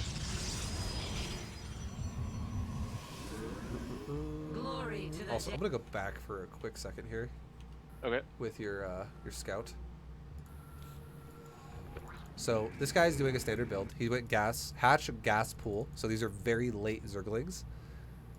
These Zerglings won't even be able to be started until like 2 minutes and 5 seconds, roughly. Okay. So actually, I'm gonna actually ask you this question. This is shit you should know. If you don't know, you should definitely commit this to knowledge because it makes you feel way more confident about when you can build stuff. But like right now, this hatchery is, I'd say like a third of the way done. And we're at 1 minute and 10 seconds in the game. And roughly speaking, do you have an idea on how long it takes to make a hatchery? Like how much time it would take to make this whole building right here? Like the whole thing? I don't know. Okay, so it's a hatchery. Like all buildings, the Nexus, the command center, and the hatchery, they all have the same build time, and it's 71 seconds. Okay. So you should know this. This makes this so much better for scouting if you know shit like this, because it automatically gives you confidence that you know what's here before you even see it. So I can already tell you what his build is before I even go to his base right now. And the reason why is because there is an overlord here. This is overlord number 2. There is a hatchery here that was made about 20 seconds ago, which is a fast expand. This is the first thing he could have made. So this overlord means he's making drones. 100%. Mm-hmm. So he's not like going for like a 12 pool fucking hatchery or some shit like that, which would be really weird. But this means he's droning. This means this is the first building he made because of when he built it. There is no way you can make a hatchery faster than what it was made right now, realistically, unless he cut drones. But the overlord means he's not cutting drones. So, because it's like, why would you make an overlord at like 13 supply out of 14 and then now be at like 13 out of 22 and then make a hatchery? Yeah, makes sense. Yeah, exactly. So, it's like logically thinking about what it means. But now, if the hatchery was made like 20 seconds ago, roughly, or like 15 seconds ago or something, it means that this hatchery should be finishing roughly around 2 minutes. But it also means that if he went hatchery first, if a Zerg ever goes hatchery first, if they're playing a normal build, which usually they are, you can expect the spawning pool to be made a little bit later. It's not going to be made at the exact same time as the hatchery because they have to build money up for it and shit. But a spawning pool's build time is a lot shorter than a hatchery, and it will pair up to be building a spawning pool to the point to where when the hatchery finishes, the spawning pool will be finishing pretty much with it at the same time. So And you can confirm that with your probe. Going into the main is totally fine. I'm not saying don't do that. But you can already kind of tell what it is before you even see it. And this should give you confidence that you don't need to do something like rush a second gateway. That's the whole reason why I'm even talking about this. Because you made the second gateway before your adept was even out. And that's expensive. So now you go into the base. You're going around. You scout around the top side. You come back down. And you see a spawning pool that is really early. Like in production. It's like not very far along. It's like a third of the way as well. So spawning pool is not going to finish until roughly 2 minutes. Just like the hatchery is not going to finish until roughly 2 minutes. Looking at this, you could go, I'm Protoss, and I can tell this is a standard Zerg opener. Nothing weird here. Mm-hmm. So as you leave, you don't, like, this is why it's really important to know this shit. If you look at the game clock and go, okay, at the earliest, this guy can make lings at probably like 203, 204, 201, right? Just about 2 minutes or just after 2 minutes. Like within a few seconds after 2 minutes. So now if we pause it at 2 minutes, just to prove it here, we'll pause it at 201. Hatchery, we'll go back to like 159 just to really have the building effect here. Okay, 157 or 6 or whatever, just like a couple seconds. So the hatchery is finishing like right at 2 minutes basically. It's really close. And hatchery's done. And pool, same thing. So if you can tell that by looking at it with a scout, it gives you a fuckload of confidence to go, okay, well, this guy can't even start lings until just about 2 minutes or a couple seconds after 2 minutes. Like he can start lings at 201. And now a Zergling, I'm not gonna ask you to tell me what it is. I'll just tell you. But if you don't know what a Zergling's build time is, something as well to commit to memory, because you can add this on top of the timer of what we just talked about. A Zergling's build time is 17 seconds. That's important to know that because you could go, okay, so what is the only way this is scary? And it would be if the Zerg player goes, you know what? I'm gonna fucking save 3 larvae for when my pool finishes. I'm gonna make 6 lings right away, and I'm gonna run into your base with those 6 lings, and I'm gonna kill your first pylon. It'd be annoying if you don't chrono boost your gateway. Like that could be a thing if the Zerg really wanted to do something like that, but automatically you already are feeling a little bit confident because the Zerg is not going for any type of an earlier pool. This guy is doing about the most standard build possible because he went gas before pool while going hatch first. Super standard, super economical. So at 2 minutes, we could be our baseline for like what could even start a ling, and then 17 seconds would have to go by to even have lings then starting to pop out of the hatchery. And then it doesn't even include now, he has to cross the map, and a ling crossing the map would take about another 20 seconds. So the point I'm trying to make here is, at the earliest, this guy cannot even get to your base until about 2 minutes and like 38 to like 240 with lings. Like roughly, like we'll say like 238, 237, just down the really early side. That's like the fastest he could get to your base with Zerglings. And now going back to the gateway.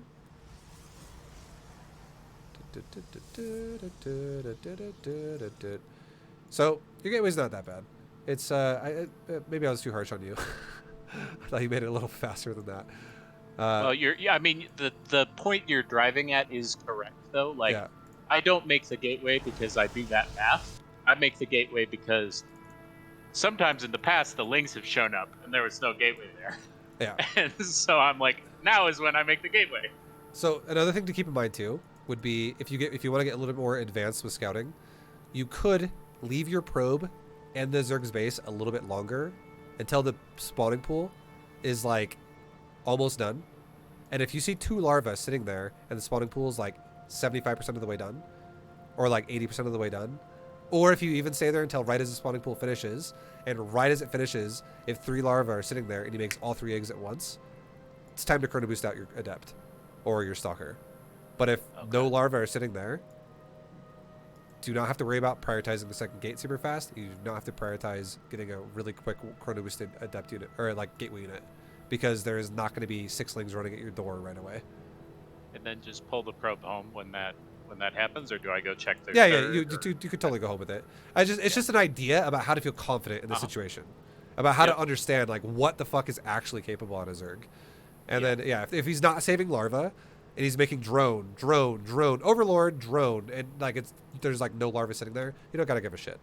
But like before the pool's done, because he's not saving it up to push you right away. Yeah. So that you can spend this money elsewhere, like, for instance, chrono boosting probes faster. Because that's one of the reasons why I wanted to bring it up, is because you definitely got to use that chrono energy a lot more. And it would cost more to do it initially, but it would pay off more as a future.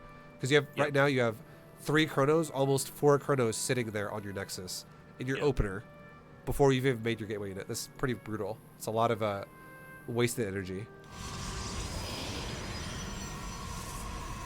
And then right about 3 minutes, right about now, would be a great time to make a shield battery. Keep in mind, every Zerg who wants to all-in you with speedling plus whatever, it's always going to hit you at the earliest at 330 with a standard build like this. Okay. So, and if it's delayed in any way, it'll hit you like maybe 340, 350, 4 minutes, whatever.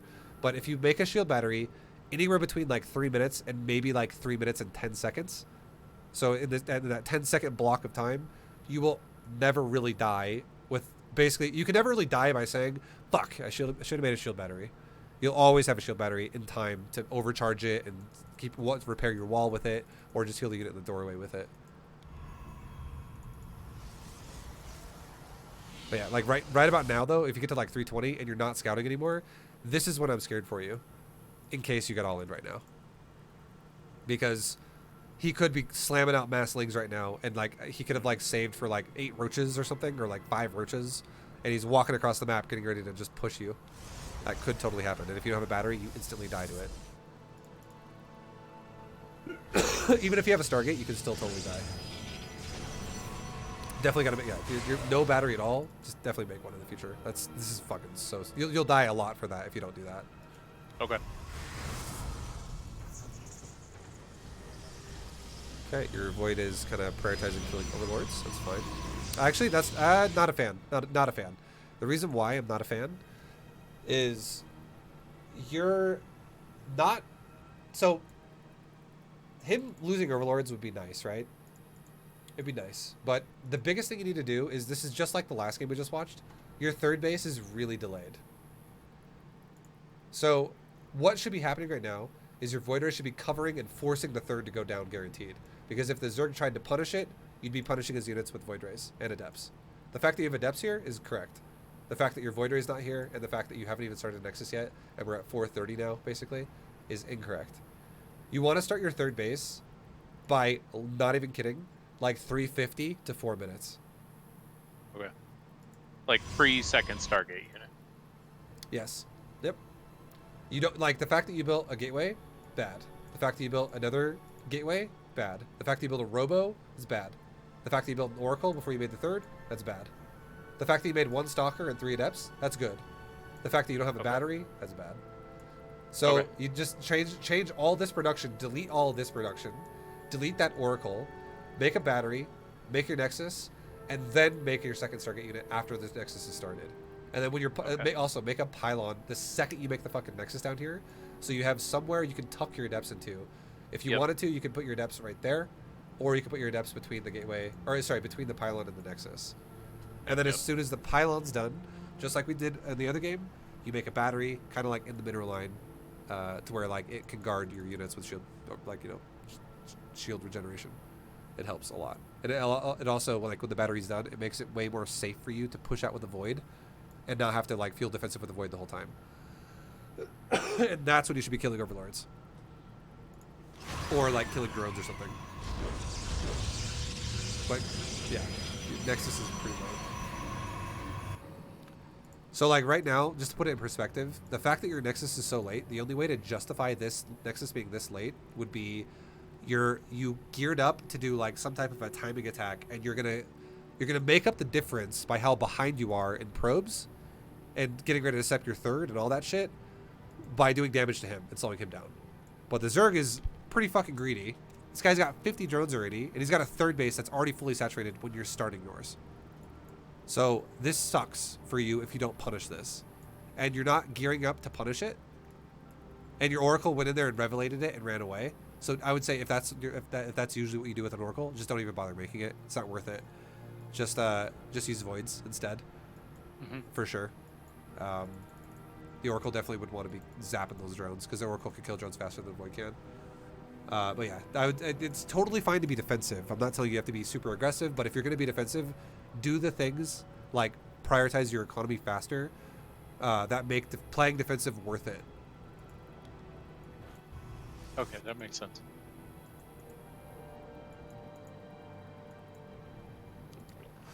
All right, nice find on the overlords. That's good shit. Nice was good.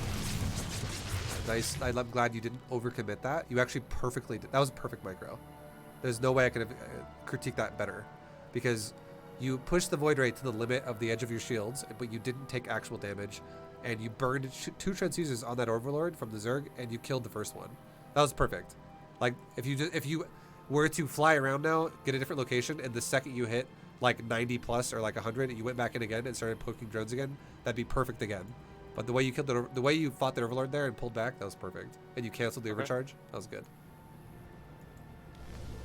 Yeah, you want to always maximize as much shield damage as you can take while trading it by killing Zerg units, but never actually taking real damage. But like now, the fact that your Void Ray is chilling here defensively, this is super defensive. You're not utilizing as well in the aggressive side that you could be, but that's why I said it's not the worst if you play that way. You just got to be extra greedy if you play that way. So like the difference would be this Void Ray should right now be going right there, and you should be taking a 4th base at 6 minutes. Okay. So the Stargate units that I have, if I'm not across the map, like trying to be annoying and do damage, they need to be supporting and greedy. Yes, they need to be making your economy explode, because Zerg cannot punish Stargate greed unless they Queen Walk.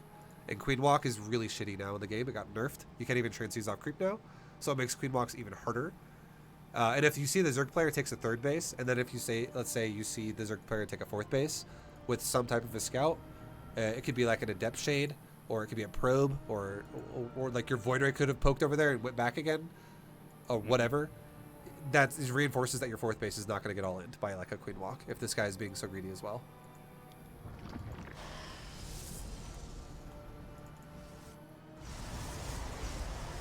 Okay, so you have a Robo Bay. You're making Immortals. Do you go Colossus against Zerg? Sometimes I do, sometimes I don't. Just kind of don't know what to do. Like, Zerg, I feel much more confused about what I'm even trying to accomplish, and it feels like it's harder. Like, I feel trapped in my base because it's like Lynx can show up at any moment and like scream in. It's harder to get info because there's queens everywhere. So it's like if I look away when I'm trying to like scout something, it's like suddenly the thing I scouted with died. It's harder to justify the gas to do a sentry for hallucinations. Like it's just, I feel kind of confused. So it's like sometimes I do. If I see Hydras, then I kind of make. Yeah, I would say don't bother making a sentry against Zerg. Just because it's so expensive on the gas, especially if you're going to Stargate. What I think you should do, this is what I think you should do. I think you should have scout intervals with your voids. So first interval when you scout with a void is when you set up your 3rd, defend it with your void first, make another void, make voids up until you have like 4 Void Rays. Go up to like 4 and then stop. And the going into ground behind this is totally fine. But what you can do here is you make your first void ray will defend your 3rd. You take your 3rd at like 350 to 4 minutes. You set it up. You build probes at it, like over time. First you're still saturating your natural, but the point is like you set up like the battery. You set up your adepts at it. You put it like 3-5 adepts at it. Whatever feels comfortable for you. 3 is fine. I'd say 3 is good on the low end. 5 is good on the high end, but don't really go crazy above that. For now, you set up the battery. As soon as the battery's done, you can then leave as soon as the battery is almost done, you're like, yeah, it's gonna finish, and I'm not really worried about dying right now. You can start leaving the base and go poke your opponent's base with your voids. I would say try to get an idea, like poke a full perimeter of his base. So go to where you think his 3rd is first. Try to kill drones, try to kill overlords, try to be annoying, and as soon as you have to leave, fly around the perimeter and go, how many bases do you actually have? How's your creep look? Like how dense is it in this area versus that area? These are important things to keep note of, because what you can do then is as soon as you get a perimeter read of his base, maybe poke him one more time, like in the main or some shit. So you go from 3rd, fly a perimeter, go main, and you're scouting the perimeter while you do that. Or if he's got a 4th base starting, deny the 4th and then go main or some shit like that. and then try to poke him again. And when he pushes you away a second time, go back home, defend your 4th base, set it up just like you did the last one. And by now you should have 4 voids. Pull an observer with it, and now this time kill creep. Shove creep back while getting a read on his comp while he tries to protect his creep. If it's Hydra based, if it's Spire based, whatever the fuck it is, you'll have a read on it because he'll try to defend his creep, generally speaking. And then you can also, if the creep battle leads to a point where like he's defending like his 4th and you're on the edge of the main because there's a cliff there, fly into the main. Be annoying as shit. Like you don't have to only kill creep. You can also lure his queens to an area where they can't chase you over our cliff to get somewhere else, and you can see tech easier that way. And you can always recall the voids if you have to. Like if it's, oh shit, mutas, recall. Fuck it, I'm out. And then but after you see something like that, you can respond by making a comp accordingly. Like you can start shifting into Phoenix if you needed to. You can start shifting it if it's not muta. Like so, if it was muta, you could go Phoenix, you could go Stalker, you could make Cannon, you could make Battery, you could defend your bases that way, and then get enough to deal with the muta, and then you could counter shove him again.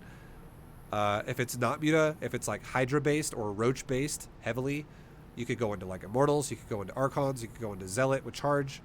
You could go into Storm, stuff like that. That's totally fine. And your Void Rays would tell you this, but the Void Rays have like 2 attack intervals. The first time you try to kill drones, you try to kill Overlords. Not really creep focused because you don't have an observer. The second time you go over there, you're more creep focused. But again, if queens are like all over you, you could just run them around over like terrain and be like, I'm going over here now and I'm gonna harass the back of your base again and avoid queen, and now do like the first way I did it where I'm harassing drones again and shit like that. And you'll generally speaking, you will get a good read of comp there and base count if you do that. Okay. And then if it makes sense to go charge heavy with Archon Immortal, you can do that initially as a priority.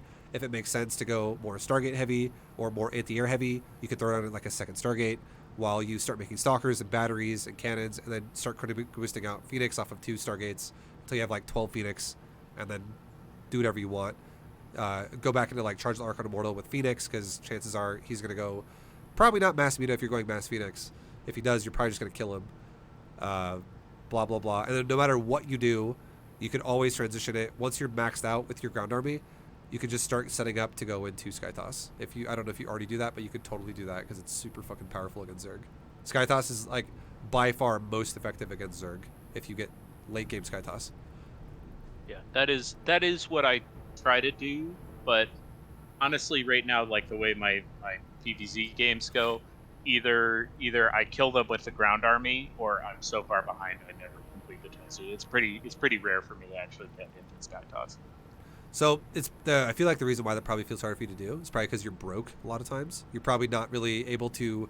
It's because you're making too much production with too late of expansions. Like I can already see you're doing it again in this game. Yep. So what your goal should be is Stargate opener, 350 to 4 minute third base. With the fact that you take 2 gateways at the front of your base, expect it to be 4 minutes. That's just totally fine. So 4 minute third is a good third for you. You could, if you were really, really confident and really greedy, you could take a third base by having like a Stargate in your door with a gateway. Like if you wanted to really do that.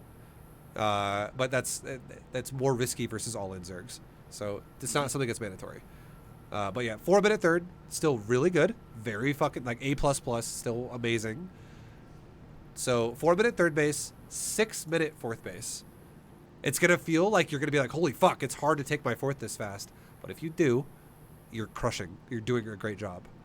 Like you should, because you're gonna have to pair that with from 4 minutes until 6 minutes. That 2 minute block of time is gonna be joined with still macroing your base, setting up your third, defending any pressure that happens, harassing him at the same time, utilizing your tech structures, and like still making more voids.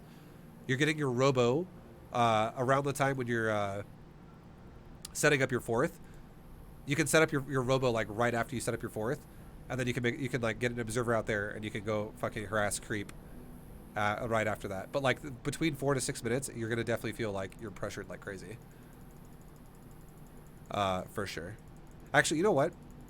You should actually be making the robo before the 3rd, or sorry, before the 4th. Before the 4th, I did said that wrong. So what you should be doing is you should be taking a third by like 4 minutes. You should probably be taking your robo by 4:55 minutes, and you should be taking your fourth by 6 minutes. Okay. Because you definitely want to have that observer ready to go right as you're able to go out. And the big thing that's even bigger than that though is you need to start making mortals if your voids spot roaches. If you see roaches and you have a super late robo, chances of you dying go up, and you might die. Okay. So yeah, definitely make your robo before fourth, after third. This game though, you made robo before third, so you made it really early, which is why that's gonna feel like you made gateway robo before you made a third. You made your third at like 4:45 or some shit, so it was super late. But if you just follow that right there, that rule right there, it's like this. 2 gateways, or like 1 gate expand to the natural. You do that just fine. Stargate, the way you made your Stargate was just fine. Like you also did it before Warp Gate, which I fucking loved. It was really good. But then you make your second gateway, that's fine. You take your third base at 4 minutes, that's fine. You take your robo, just a robo, no extra gates yet, at like probably 4:50, like just under 5 minutes. And then you spin your gateways non-stop. You spin your Stargate non-stop. And as soon as your robo's done, you make an observer and then start making immortals non-stop while you're harassing with void. This will tie your money up like crazy. You should also be chrono boosting probes the whole time. Yep. The only time you don't chrono boost probes, or the only time you don't make immortals, is if you spot something that's all in from Zerg and you're like, fuck, he's gonna kill me right now. If like, let's just say Zerg is like really fast muta rushing you, you could probably go, okay, stop immortal production for a sec. Let's make a second Stargate and chrono boost that Phoenix. And then your Void Rays would tell you that, because your Void Rays would be in his base harassing him. You should be harassing like back here and shit, like being annoying. Like try to learn where the dead spots are for voids, so if it gets to it, you can always run to an area and recall it out if you had to. Okay. So you like, so as I get better at that, I will have more info. Like often I get caught by surprise by mutas. Like maybe I have some sense of it because I'm like, well, he has a lot of gas and I don't know what he's doing, so it could be mutas. But it's kind of unusual for me to see the spire before there's like. Yeah, I think the biggest problem you had is your Void Ray poked him. You poked the Overlord, which I said it's perfect micro, right? But then you abandoned all aggression after that, and you just went home and sat there. Yep. So you never scouted him again. So your Void Ray should, if you're playing it properly, the way you attacked it, perfect. Back off, perfect. Rotate. Yep. Shields up, you go in again, and don't feel don't feel scared to go fly in past the back of the base. The only way you would not want to do that is if like 8 queens are sitting there like, hey, come here, and you're like, oh fuck, holy shit, we're gonna die. Like if that happens, obviously you can't go in there because there's a fuckload of queens waiting for you. But if it's an open middle line like that, poke it if you can. Otherwise, just go deeper. Go deeper. Go to open air dead spots. And then if you see hydras or some shit, great, you know what Techie's going for. But if you get all the way in the back of his base, almost, I'm gonna tell you right now, 99% of Zergs will put tech behind mineral lines. They always will. They'll never put it, like, no Zerg is ever gonna be like, I'm gonna put my Spire right there. Like, it's rare. And the reason why it's rare to do that for Zerg, so Zerg kind of have 2 ways to do it. They go behind mineral lines quite often, and they do wall locations like this often. So they can like zone out, like harass and shit out of their base. But a lot of Zergs like to put their tech behind the mineral line because it's the deepest part of their base you have to commit to, so it's the easiest place in their base they can defend usually. Like it's more likely to stay alive if you are going to the edge of their cliff here and then just flying away after you kill a Spire. Like if I put my Spire right there, Zerg, and you're on the low ground killing it with an Immortal, I'm gonna be like, what the fuck am I putting it there for? Like why am I not putting it back here? Or like for the same thing, if I have a Spire right there and a Tempest is fucking killing it, I'm just like, okay, this is pretty awful. Like it's just always gonna be tucked away. The only time you're never gonna see a Spire in the Zerg's base, like tucked away like that, is if it's like proxied with an Overlord and shitting creep somewhere, or something like that. So yeah, flying behind. Good for them if they do that. Yeah, and yeah. So just be confident to fly behind the base with a Void, and you're totally okay, because you can always fly to a dead spot, and recall out. But you'll see Okay. shit before you do. Yeah, I don't do that right now, so that's big. And like your Oracle should be doing it too. Like Oracle could be behind the mineral line as well, sitting back here, not only scouting repeatedly. You don't even need to revelate. You could just run here, see what you see, throw a fucking stasis ward, and then back off. And if you do it as well while Zerg is dealing with something else, like if you attacked an Overlord here with a Void and immediately at the same time did that with a stasis ward, you would probably have a high chance of catching the mineral line with stasis traps constantly. That's advanced. Not telling you that you should be doing that all the time. But I'm saying if you since you had an Oracle, that'd be a great way to use it. Okay. But like right there, you see where his queens are? Easily be like, oh, queens are on the right. I could go left. Because the Void or like everything air for Protoss is faster than Queen. Okay. It's only a problem if you try to push through it. Like if you had a Void here and you try to fly over it, you'll die. Because queens actually do pretty good damage. So if I see a big ball of queens, assume that that's all the queens until I see otherwise. Like, Yes. because I don't. Like, Zerg makes me feel like the units could be anything. So even seeing the queens, it's like until you say, well, just rotate where the queens aren't. Okay, Like, so but aren't there queens over there too? Okay, so here's how Zerg works. Yeah. Zerg 101 right now. You have two kinds of queens.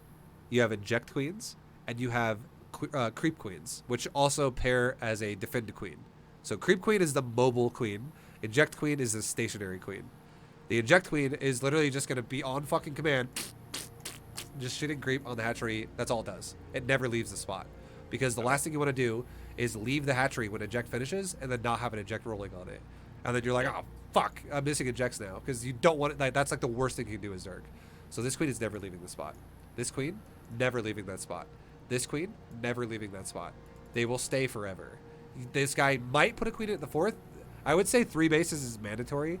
4th base is optional. But this is a bit of a sign too. I'm going to tell you something. This is actually this is super advanced. I would say a lot of Protosses, even in GM, don't even think like this. But if you see a Zerg player with any more than 3 queens, and they have 4 queens or 5 queens on hatcheries injecting, chances of them doing a build that is expensive per larva is lower. Chances of them doing a build that is cheaper per larva is higher. So if I had to look at this guy and I was like scratching my head like, what is he probably going to go for? Roaches, Zerglings, Hydras, something like that. Probably not fucking mutas. Like unless it was mass lings with mutas, maybe. But it's probably not going to be like something with expensive per larva unit as like the opener of the build. It's probably going to be a really ling heavy build that is paired with Hydras or Roaches. It's something cheap per larva, which is why he needs so much of it. Because a 4th queen is excessive. I'm telling you right now, you could easily have like pure Roach Ravager and be like, cool, I have 3 queens injecting my bases and I'm able to afford that. But like if this guy's not going to make Ravagers, which is the expensive part there, you could totally get a 4th queen in there. So like I was saying, like the odds of this guy going Ravager now, lower. The odds of him going pure Roach, Hydra, Ling, higher. The odds of this guy making Lurkers, lower. The odds of this guy making Mutas, lower. Although he could, but you have to realize if he does do that, if he takes a unit that is expensive and makes that now, it now means that he's going to balance it with more Zergling. That's the only. So like he could do an expensive unit still, but if he does, it's going to be fucking super Ling heavy too. It's not going to be like Hydra Muta or something like it doesn't exist like early game like this. So yeah, this is either going to be a Ling build with a hybrid of heavy gas unit, or it's going to be a conservative build that's just like a lot of Roaches or a lot of Hydras. Yeah. That's just how you could look at this in a simple way. It does indeed turn out to be Ling, so that makes perfect sense. Yeah, like it's just cheap units essentially. With Yeah. more queen inject means more cheap unit likelihood. And then this right here, you cannot. No Zerg is ever gonna make. I'm telling you right now, no Zerg will ever make more than like 12 queens ever. You will never play a ladder game unless you're playing that one guy out of like 1,000 Zerg players. That's like, what's your build? Mass queens. I make 80 supply of queens. That's just what I do. Like, unless you're playing that guy, unless you're playing Fitzy here or some shit. It's a throwback to anyone who knows who he is. But most Zergs will make 12 queens at most and stop. To be honest, a lot of Zergs will make like 9 or 8 queens and stop. So they'll have like 5, 6 queens roaming. This is 6 queens roaming right here. And they'll have like 3 queens ejecting usually. This guy has 4, so he has 10 queens in total. And 10 queens is very standard for Zerg. So this clump right here, if you see where they are nowhere else. You'll be flying over 1 at a time. At most. Anywhere else. Which is the injector. Okay, gotcha. Alright. Yeah, I never thought about it like that. I'm a Zerg, so I just think about it from the Zerg's point of view, but I never thought about it if you never played Zerg, it just feels like queens are everywhere when they're really not. Yeah, that is a lot of what facing Zerg when you don't play Zerg is like. It's just like, it could be anything. They could be anywhere. Yeah. Like, Yeah, that was interesting. I've never actually talked about it like that before. But yeah, Injector Queen, definitely just stationary, 1 queen only, and 1 queen's not that intimidating, especially if you have multiple voids. Alright, nice pylon Monet. Again, that's fine. The one problem you have again, though, this game, is your 4th base, again, it like just now got set up. You've only mined like 40 minerals on these patches. It's like fresh as fuck. And it's almost 9 minutes. So if this base was going to get built at 6 minutes, you would have mined a lot more than what has already been mined by now. And the problem that's scary for you too is you have no sense of control. And if you had, that's why I was saying, if you had a second group or like a second window to do pressure, the first one is when your battery is set up at your 3rd and you move out with the voids. The second one is when your battery is set up at your 4th and you move out with the voids with an observer this time. And this time you'd be not going behind the base like initially as your initial response. You'd be skirting the edges of his creep, pushing his creep back. And then as soon as you see where the queens are, you make a choice to go, okay, I'm going to go down here and kill more creep. Or let's say you're here again and queens push you. You could go, okay, I'm going to go up into your fucking main base over the cliff and then see what you got going on. Either way works.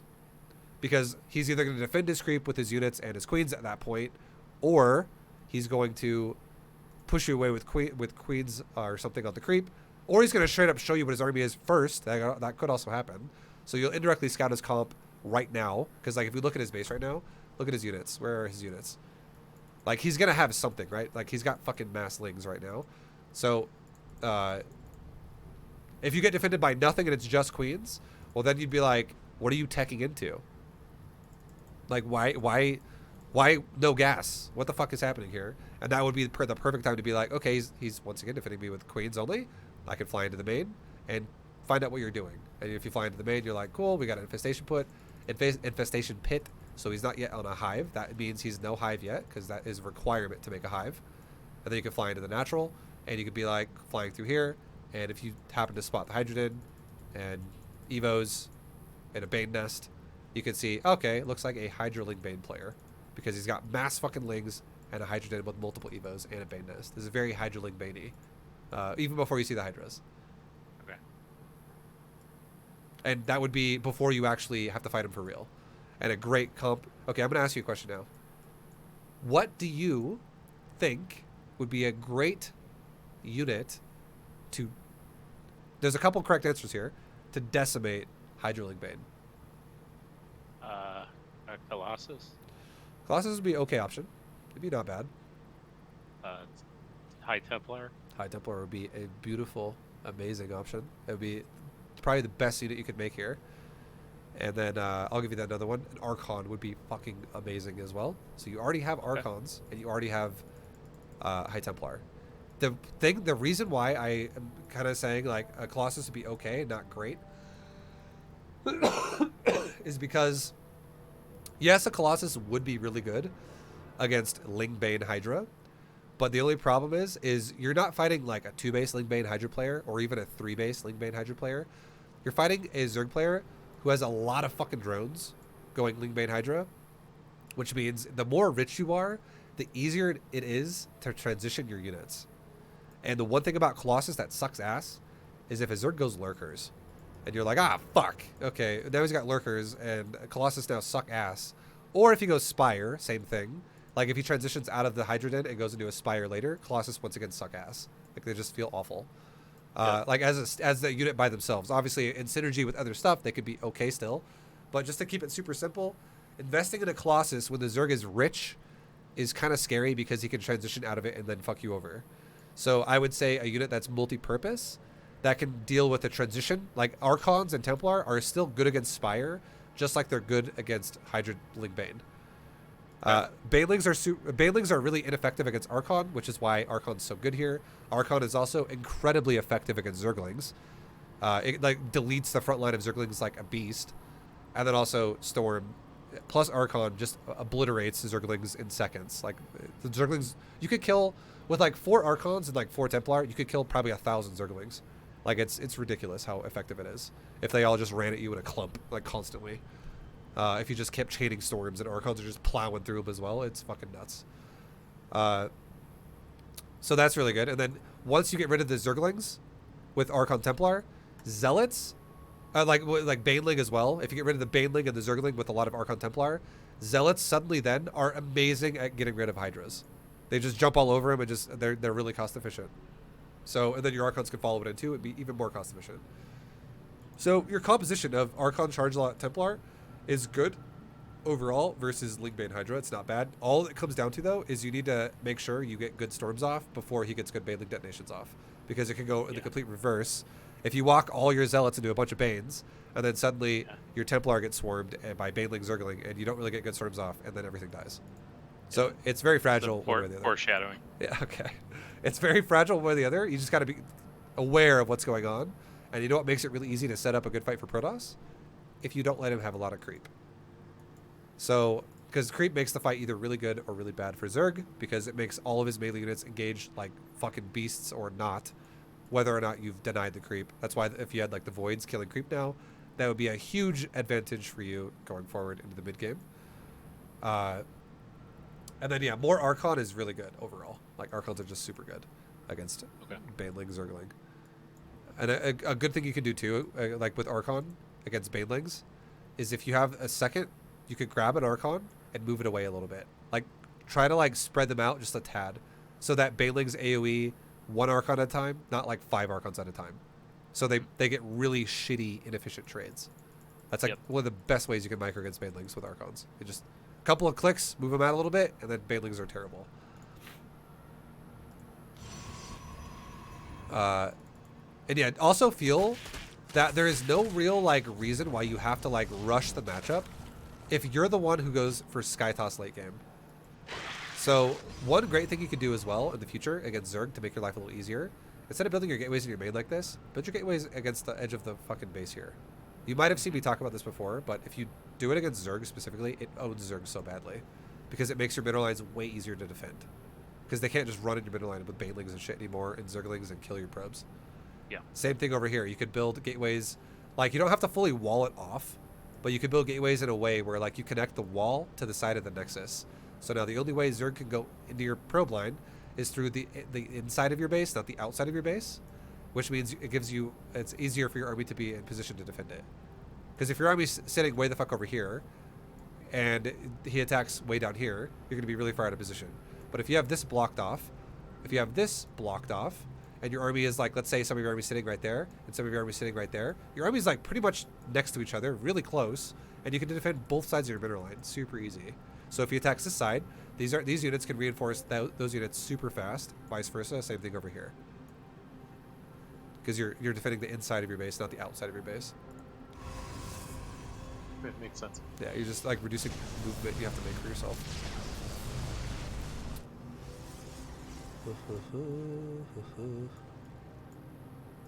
And then a really good tool to use as well against Zerg is a Warp Prism at this point. Every single time a Zerg attacks you, or is like setting, like right here, right now, the Zerg is gearing up to attack you. One of the best things you could ever do right now. It's fucking annoying. As a Zerg player, I fucking hate this. So other Zerg players will feel the same way.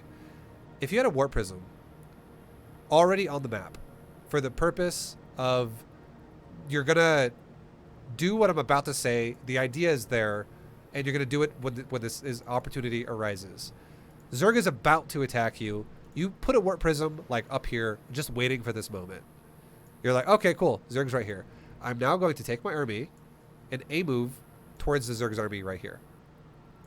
Which is not bad for you because you have Templars and Archons and shit. If you were going to like storm him up and stuff, that's a good fight for you. And you can see he's here because he's killing your pylon.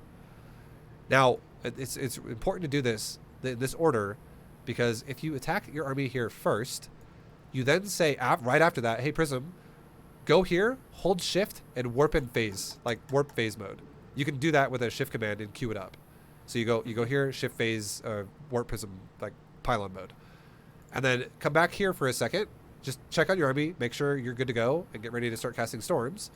And then right as you take like a good engagement, or right, like if let's say the engagement's a little delayed and you're not able to take it yet, warp in some zealots, like 6 zealots or 8 zealots or 10 zealots, whatever you can, and attack his base. Just go, hey, all of you guys, don't even like click buildings specifically. Just go in the area. You can right click, like grab all the fucking zealots. You can even grab the prism too, and it won't move because it's currently stuck to the ground, or it's stuck in place. And you can right click them all so they all have a rally line, like right here. And then they would get here and they would automatically go fucking crazy on anything that's in the area that needs to be killed, which would be queens first and then drones second and then whatever else third, like hatchery third or whatever they're leashed onto. And while your zealots are doing that, you're fighting them with your main army. You're not even microing the zealots.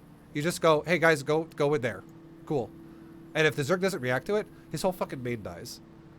Which will happen a lot, by the way. And if the Zerg does react to it, and he's looking at this and prioritizing this, there's a good chance you're going to get a really good engagement with Storm when his Zerg's not looking at his army.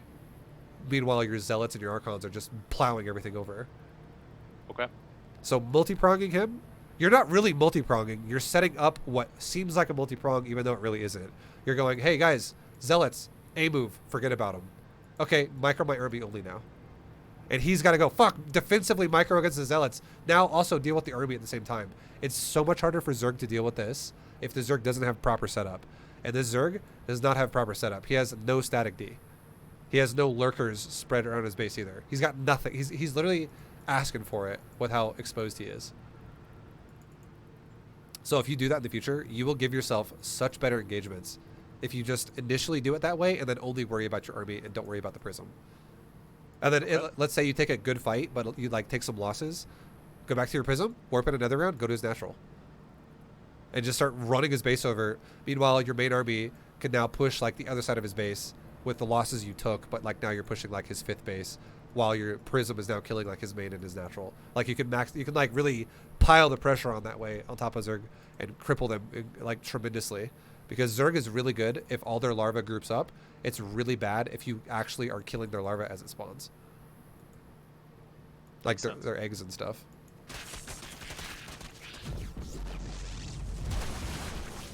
So like right here. Now going into this fight, I would say you pushing here was correct, okay? Pushing here was a good idea. But the second you saw this, Banelings, the first thing you should do is on your control group, either control click a zealot or double click a zealot or control click a zealot on the screen or something and say, hey zealots, back up. Okay. Because Zerglings are not a problem for Archons. Banelings are not a problem for Archons, especially when Archons are backed up by a Storm. You should definitely have a couple more Templars. And you should also have the Storm upgrade, which you don't have yet, unfortunately. Chrono boost that next time. But like that's so fucking important to have that against Zerg. So definitely Chrono boost that. It's super priority. But yeah, if you just back the Zealots up, your Archons will win this fight, especially with Storm. And then you reinitialize like an engagement with your Zealots afterwards. And they just clean house with no Banelings involved. Okay. But if you fight with Banelings here, all your Zealots disappear. Yep. And then you're Yep, like that. Fuck. Yeah, that was like 20 Zealots that just died for like 10 Bans. And this is why if you had a gateway, like your whole side of your Nexus is covered in gateways, automatically these Zerglings can't even get good surface area on the Nexus because like 30% of the Nexus is covered by buildings. Yep. And then if you have like a battery here as well, you could like overcharge the battery, heal the Nexus. The Nexus is getting hit by less surface area than full surround, so it's acquiring less damage per second because it's just not able to be hit by enough melee units. And then you warp in units as well here, and just have the like Zealots or whatever you warp in here, just clean up the fucking Lings while you're really far out of position. Because like the best way you can defend this would be these guys continue to attack, and you warp in Zealots to defend this with a battery, assuming that you had an overcharge to keep the Nexus alive. and you win the fight. Because Okay. you would actually win the fight if you had a battery overcharged here, while having zealots just clean up the shit overall. Especially if you're able to warp in like 10 zealots or something, or like 12 zealots, which you totally could have by now if you have a lot of gates. Like if you have like 4 gates here, like 4 gates here, like 2 gates here, and then if you have, I would say like a good number of gateways to go up to against Zerg would be 10 minimum and maybe like 16 max, Okay. and you're like good to fucking go. Yeah, it just kind of snowballs. Yeah, for sure. Like, he's giving you the runaround with Massling Bane. Yeah.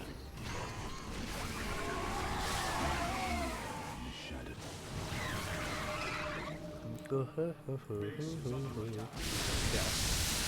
And when a Zerg plays like this, all you gotta do is don't take the bait of the runaround. The reason why he runs away from you is because he'll lose that fight. And the reason why he goes for probes is because they can't defend themselves. So all you gotta do in a situation like, if you start to realize, like, or like, when you think that this is gonna become the kind of strategy your opponent's going to do to you, like basically he already told you this is how his strategy was gonna be the fucking second he attacked the space the first time. When I was like, Yep. if you had zealots here, whatever. Leave your army scattered around your base, and if you have your base also harder to engage with the gateways and shit, every time he tries to counterattack a base, there's like 4 Archons and a Templar. And you're like, oh, he's coming down here. You don't go select the army, go fucking crazy, deal with it. You can just go, hey, green box, whatever little chunk of shit I have here, throw 1 storm at him as he tries to engage, Archons clean house, and we're good to go. And you don't have to worry, like, you literally don't have to give a fuck. Like, you don't have to have like everything selected. It's a micro, like the 2 units you're gonna micro here, because a move is totally like enough. So if your units are standing in the area where he needs to engage into, that's plenty there. Okay. And then you could take like this chunk of army. No joke, if he takes a bad fight in one of your bases like this, you could just go, okay, well, I have a lot of units. I have some Archons here and some Templar.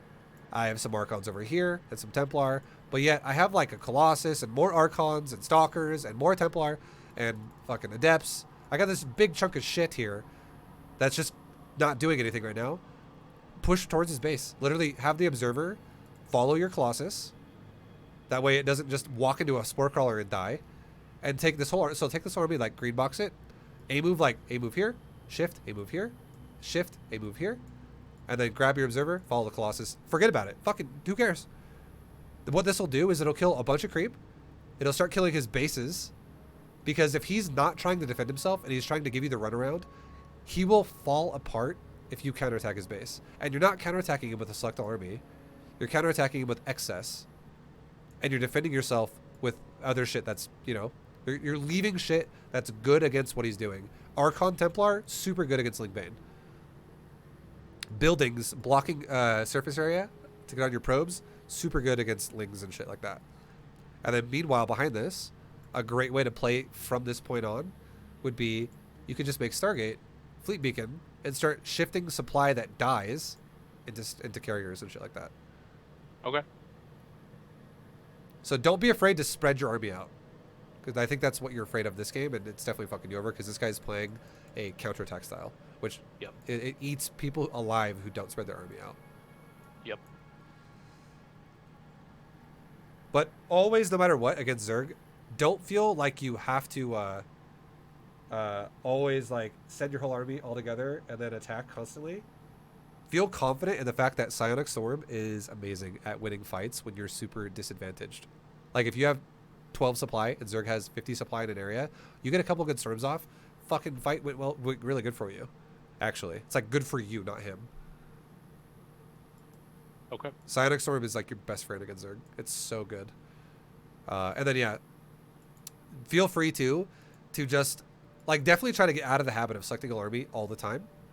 And feel free to use a Warp Prism or like do Zealot run-bys, and don't even control them. Just move them towards the base and be like, cool, do whatever you're going to do. And you will cause so many problems for Zerg when you only invest maybe 2 seconds in it yourself. And if you're maintaining expansions like this, you'll never run out of money. Zerg, in fact, will be the one who runs out of money if he defends like shit and he like loses drones while you're doing it. And you don't even know if he's losing drones because you don't care. You're like, well, I'm going to attack you with that round of Zealots, and I'm going to invest all of 3 seconds into that, and I'm not even going to look at it again. I don't care. And then if I'm not ready for carriers yet, I'll do it again somewhere else. I'll just be annoying as shit in your base. And then when I am ready for carrier, I'll just start making carrier. Like that's literally like one of the strongest ways you can play against Zerg. Just Okay. I know I said a lot, but the point is, against Zerg, you want to have, if you can, have something controlling Zerg in some way before you have charge lots. This game we talked about it in its Void Rays. And then once you do have charge available, you want to always have an ability to counter Zerg's base with charge if it makes sense. And this game, it would have absolutely made sense because Lingbane sucks ass versus Archon Templar. The only reason why you're dying is because you're never able to fight it with Archon Templar because he's giving you the runaround. But if you did have your army in position to deal with this because you left it scattered around your base and you had Archons absorbing this and like a couple Templar to storm it every once in a while as he tries to engage, you would take the best fights of your life. And then if you counterattacked him at the same time with Zealots and you don't even micro it, you just send it in there and forget about it, you would fuck his base up so bad. And then if your money starts getting up and up and up a little bit because you're like not really losing your Archon Templar because they're crushing these fights, you're like, wow, I'm pretty rich. I can now make like 5 Stargate carrier. And you just make 5 Stargate carrier and you just sit on it. And you have your gateways surrounding your base. You keep sitting on your bases like you are. You don't really feel a need to push and rush. And then suddenly the Zerg is, he's still attacking you constantly while you're making carrier. If you have excess supply, send another round of Zealots in his base. Just keep doing it. Okay. And watch him just kill himself while you make more carrier. And then once you get like 200 supply of full-out carrier Archon Templar, you have like 14 carriers, 6 Archons, 6 High Templar, a mothership, 4 observers or 2 observers or something. And just go move across the map and win the game. And then the best thing you want to know, the best thing you do then, make a Dark Shrine. And if the Zerg is like, I refuse to fight that, cannon, battery, Dark Templar, you will fucking kill his whole army at your base. Every Zerg will fall apart to that. Every one of them. It's like a 100% chance to kill his army over time. And if he refuses to fight your Skytoss fleet when you have it at that point, it's just a matter of time until you kill his base. And it's a matter of time until you defend yours because you can't even see the units you're defending yourself with. Because do you remember how I said, have your observer follow your Colossus so it doesn't just fly in and die to a Sporecrawler? Every fucking Zerg, when they're trying to panic like this all over the place, and they're like, oh shit, avoid, counter, avoid, counter. I guarantee you, he's gonna fly his Overseer into fucking cannons, and your Templars will just kill everything. Your Dark Templars at that point. They just fucking melt the army. Sounds really good. When do I kind of like get the various upgrades, and when do I explode my production? Like we kind of talked through like the timing of the 3rd and the 4th. And it's just kind of like the gaps that I don't quite have in my head yet. So against Zerg, you would want to take your Robo before you take your 4th base. Like you're taking your Stargate before you take your 3rd. You take your Robo and your Council, honestly, before you take your 4th. And you would take the Robo first, and then you would take the Council a little bit after. And then you would take the Templar Archives after your 4th. Because it's a tech structure delay anyways, and you're waiting on it. You honestly, I'm not going to lie, you don't really need a Robo Bay. The only time I would ever recommend you make a Robo Bay is if you're scouting someone who's going for low economy, like Hydra all in. Like if you see with your first Void Ray, the guy has like a 3rd that has like 1 gas on it that's mining, like 2 drones on the middle line, that's it. And then you go into like the natural and you see a Hydrogen that's already done. And you're like, holy fuck. This guy's got like 12 drones in the middle line, 2 gases and like a Hydrogen. And he's got like 4 queens. And he's made no lings really up to this point, and he's made like no roaches. He's just going for like Queen Hydra. He's doing some crazy fucking early game rush. And again, you're seeing this with like your first Void Ray. You could be like, you know what? After I make my Robo, I want to make a Robo Bay. So I can make Colossus or Disruptor to stop this all-in that he's about to do. Because you're catching wind that he's going to do a Hydralisk Queen all-in. Those are not going to be nearly as common anymore, by the way. It got nerfed. So a lot of Zergs are probably not going to do that anymore. But that is when you would want to make a Robo Bay against Zerg in a standard build. For that kind of a situation. Otherwise, don't even need that building. It's just a waste of your money. Like you're not usually not going to make Colossus over Archons and Templars. Like I was saying earlier, they're just better. But they're more multi-purpose than Colossus are. Colossus kind of puts you into this like heavy anti-ground situation, which makes you vulnerable to Spire. So tech transition Zergs will ruin your day. You'll be like, ah, fuck. Okay, well, shit. What do I do about a bunch of mutas now? Yeah. So yeah. That makes sense. That's a good way of kind of framing what is weak about going a bunch of robo units against Zerg. Yeah, and then Immortals are just good because they're just solid against everything, and they really help against Lurkers, and Lurkers are still a problem for Protoss. Yep. So, and Lurker, like if the Zerg has Lurker and you don't have Immortals, there's a very low chance you're going to be able to get Stargate units up in time, unless you were going Stargate from the very beginning of the game, like all Stargate. You probably will die before you can make Skytoss if you just have like nothing but Archon Zealot, Stalker, or something like that. If you don't have Immortals, so Immortals is super important. But yeah, anyways, you take your Stargate early.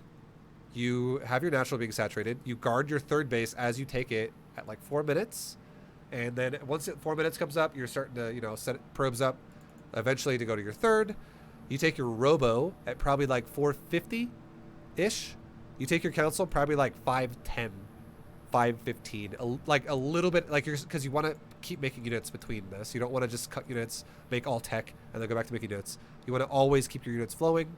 So you'll probably make your council a good like 15, 20 seconds after your Robo. And then when your Robo's done, or sorry, when your council's done, just get charge. You don't even need to get Blink. You don't need to get Glaive. You can just go charge. And you're not going to make Stalkers or Adepts. The Adepts you did make are already probably dead at this point, or if they're still alive, they don't fucking matter because you're not making a lot of them. They were just to get the third up in case the guy went Mass Lings. So now you get charge, and then you take your fourth base by probably 6 minutes. But when you take your fourth base, shortly after you start your fourth base, you'll be making your Templar Archives because that'll be around the time when you're setting your charge up and, your council will be done. But I would say definitely take your fourth base before Archives, so you're not delaying your fourth too hard. But right after you take your fourth, take your Archives, so you can quickly shift into Charge Lot Templar Tech, which will balance your resources out while you maintain Immortal production. Okay. And then last thing, and then I would say try to probably start your Stargate transition, like your fleet beacon, once you get to around like 180 supply and you're feeling pretty comfortable with your current army. Now, so that's like your tech, right? And then once you take a fleet beacon, that's when you can take more Stargates because you already have the first Stargate done. Now, when it comes to gateways, I would say you'd want to make like your first two gateways like you did here. That's totally fine. You don't want to make more gateways until after your third base is like starting to be saturated. So like don't make more gateways when this nexus is under construction, because you're going to be spending all your money guaranteed making units out of these gates and units out of the Robo and the Stargate. But once, or go ahead. Stargate is pumping voids until 4 voids. Yeah. Robo is pumping out Immortals. Yep. Make one Observer and then Immortals. Yep. So like it goes kind of like how it did against Terran. You go like Immortal, Observer, Immortal, Immortal, Immortal, Immortal. You always want to make an Observer second, in case someone does some bullshit to you early with some type of cloak. Zerg is not likely as much to do it as much as Terran is, but if Zerg did do like a lurker rush on layer tech, you really want to have that Observer. It's gonna fucking suck if you don't. So you'd go Immortal, Observer, and then back into Immortals again, and that's totally fine. With gateways though, you'd probably want to start making gateways, extra gateways, once your third base is well saturated. Like we're talking like 12 probes on it or something. Then you could be like, okay, my money's starting to get a bit higher. At that point as well, you're probably going to be done making voids. So that's going to give you a lot of extra money as well, because you're not going to be making voids for like a solid 10 minutes if you're only making 4 voids. You're just going to make the 4 voids. So by the time your third base is done saturating, you're going to be done making voids. So your money will spike then. And that's around the time when you're getting ready to set up your fourth. But right before you set up your fourth, I would say probably add on 4 gateways to your third. Like start them. So you'd be starting 4 gateways probably at like 5:30. Because if you're cutting voids at that point and all you're making is 2 gateway production with Immortal, your money is going to go up really crazy fast if you're fully saturated on 3 bases. So you make 4 gateways, then you take your 4th base, and as your 4th base is starting, you make pylon, and then you could literally make another like 4 gateways at your 4th. So now suddenly you went from 2 gate Robo Stargate to 10 gate Robo Stargate with the Temple Archives. Okay. And you can play off of that for a while, totally. And then eventually, at some point, you could add in a once you start going into Archon tech and stuff, and like getting your basically once you have like your 3rd or 4th immortal, you could add in a warp prism. So you could always have that warp prism flying around the map and being like, I'm gonna leave it there, and then when he attacks me, I'll have the ability to do what we talked about, where you can counter his base and shit. Okay. Forge.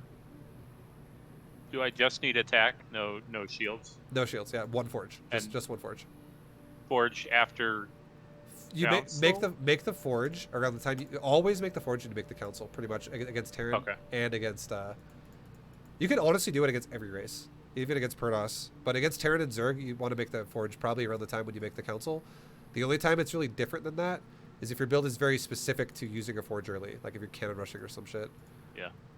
But yeah, you don't really want to be getting like +1 weapons without having charge, like it just sucks, or blink or something. And am I building slow zealots like to keep the gateways active? So that really depends what you're scouting. Uh-huh. If you scout someone who's making mass lings, and you're like you feel like you need more than 5 adepts, you could totally make more than 5 adepts. Adepts are actually a great unit to make in general to fill gateway spot in early game because you could always use them aggressively.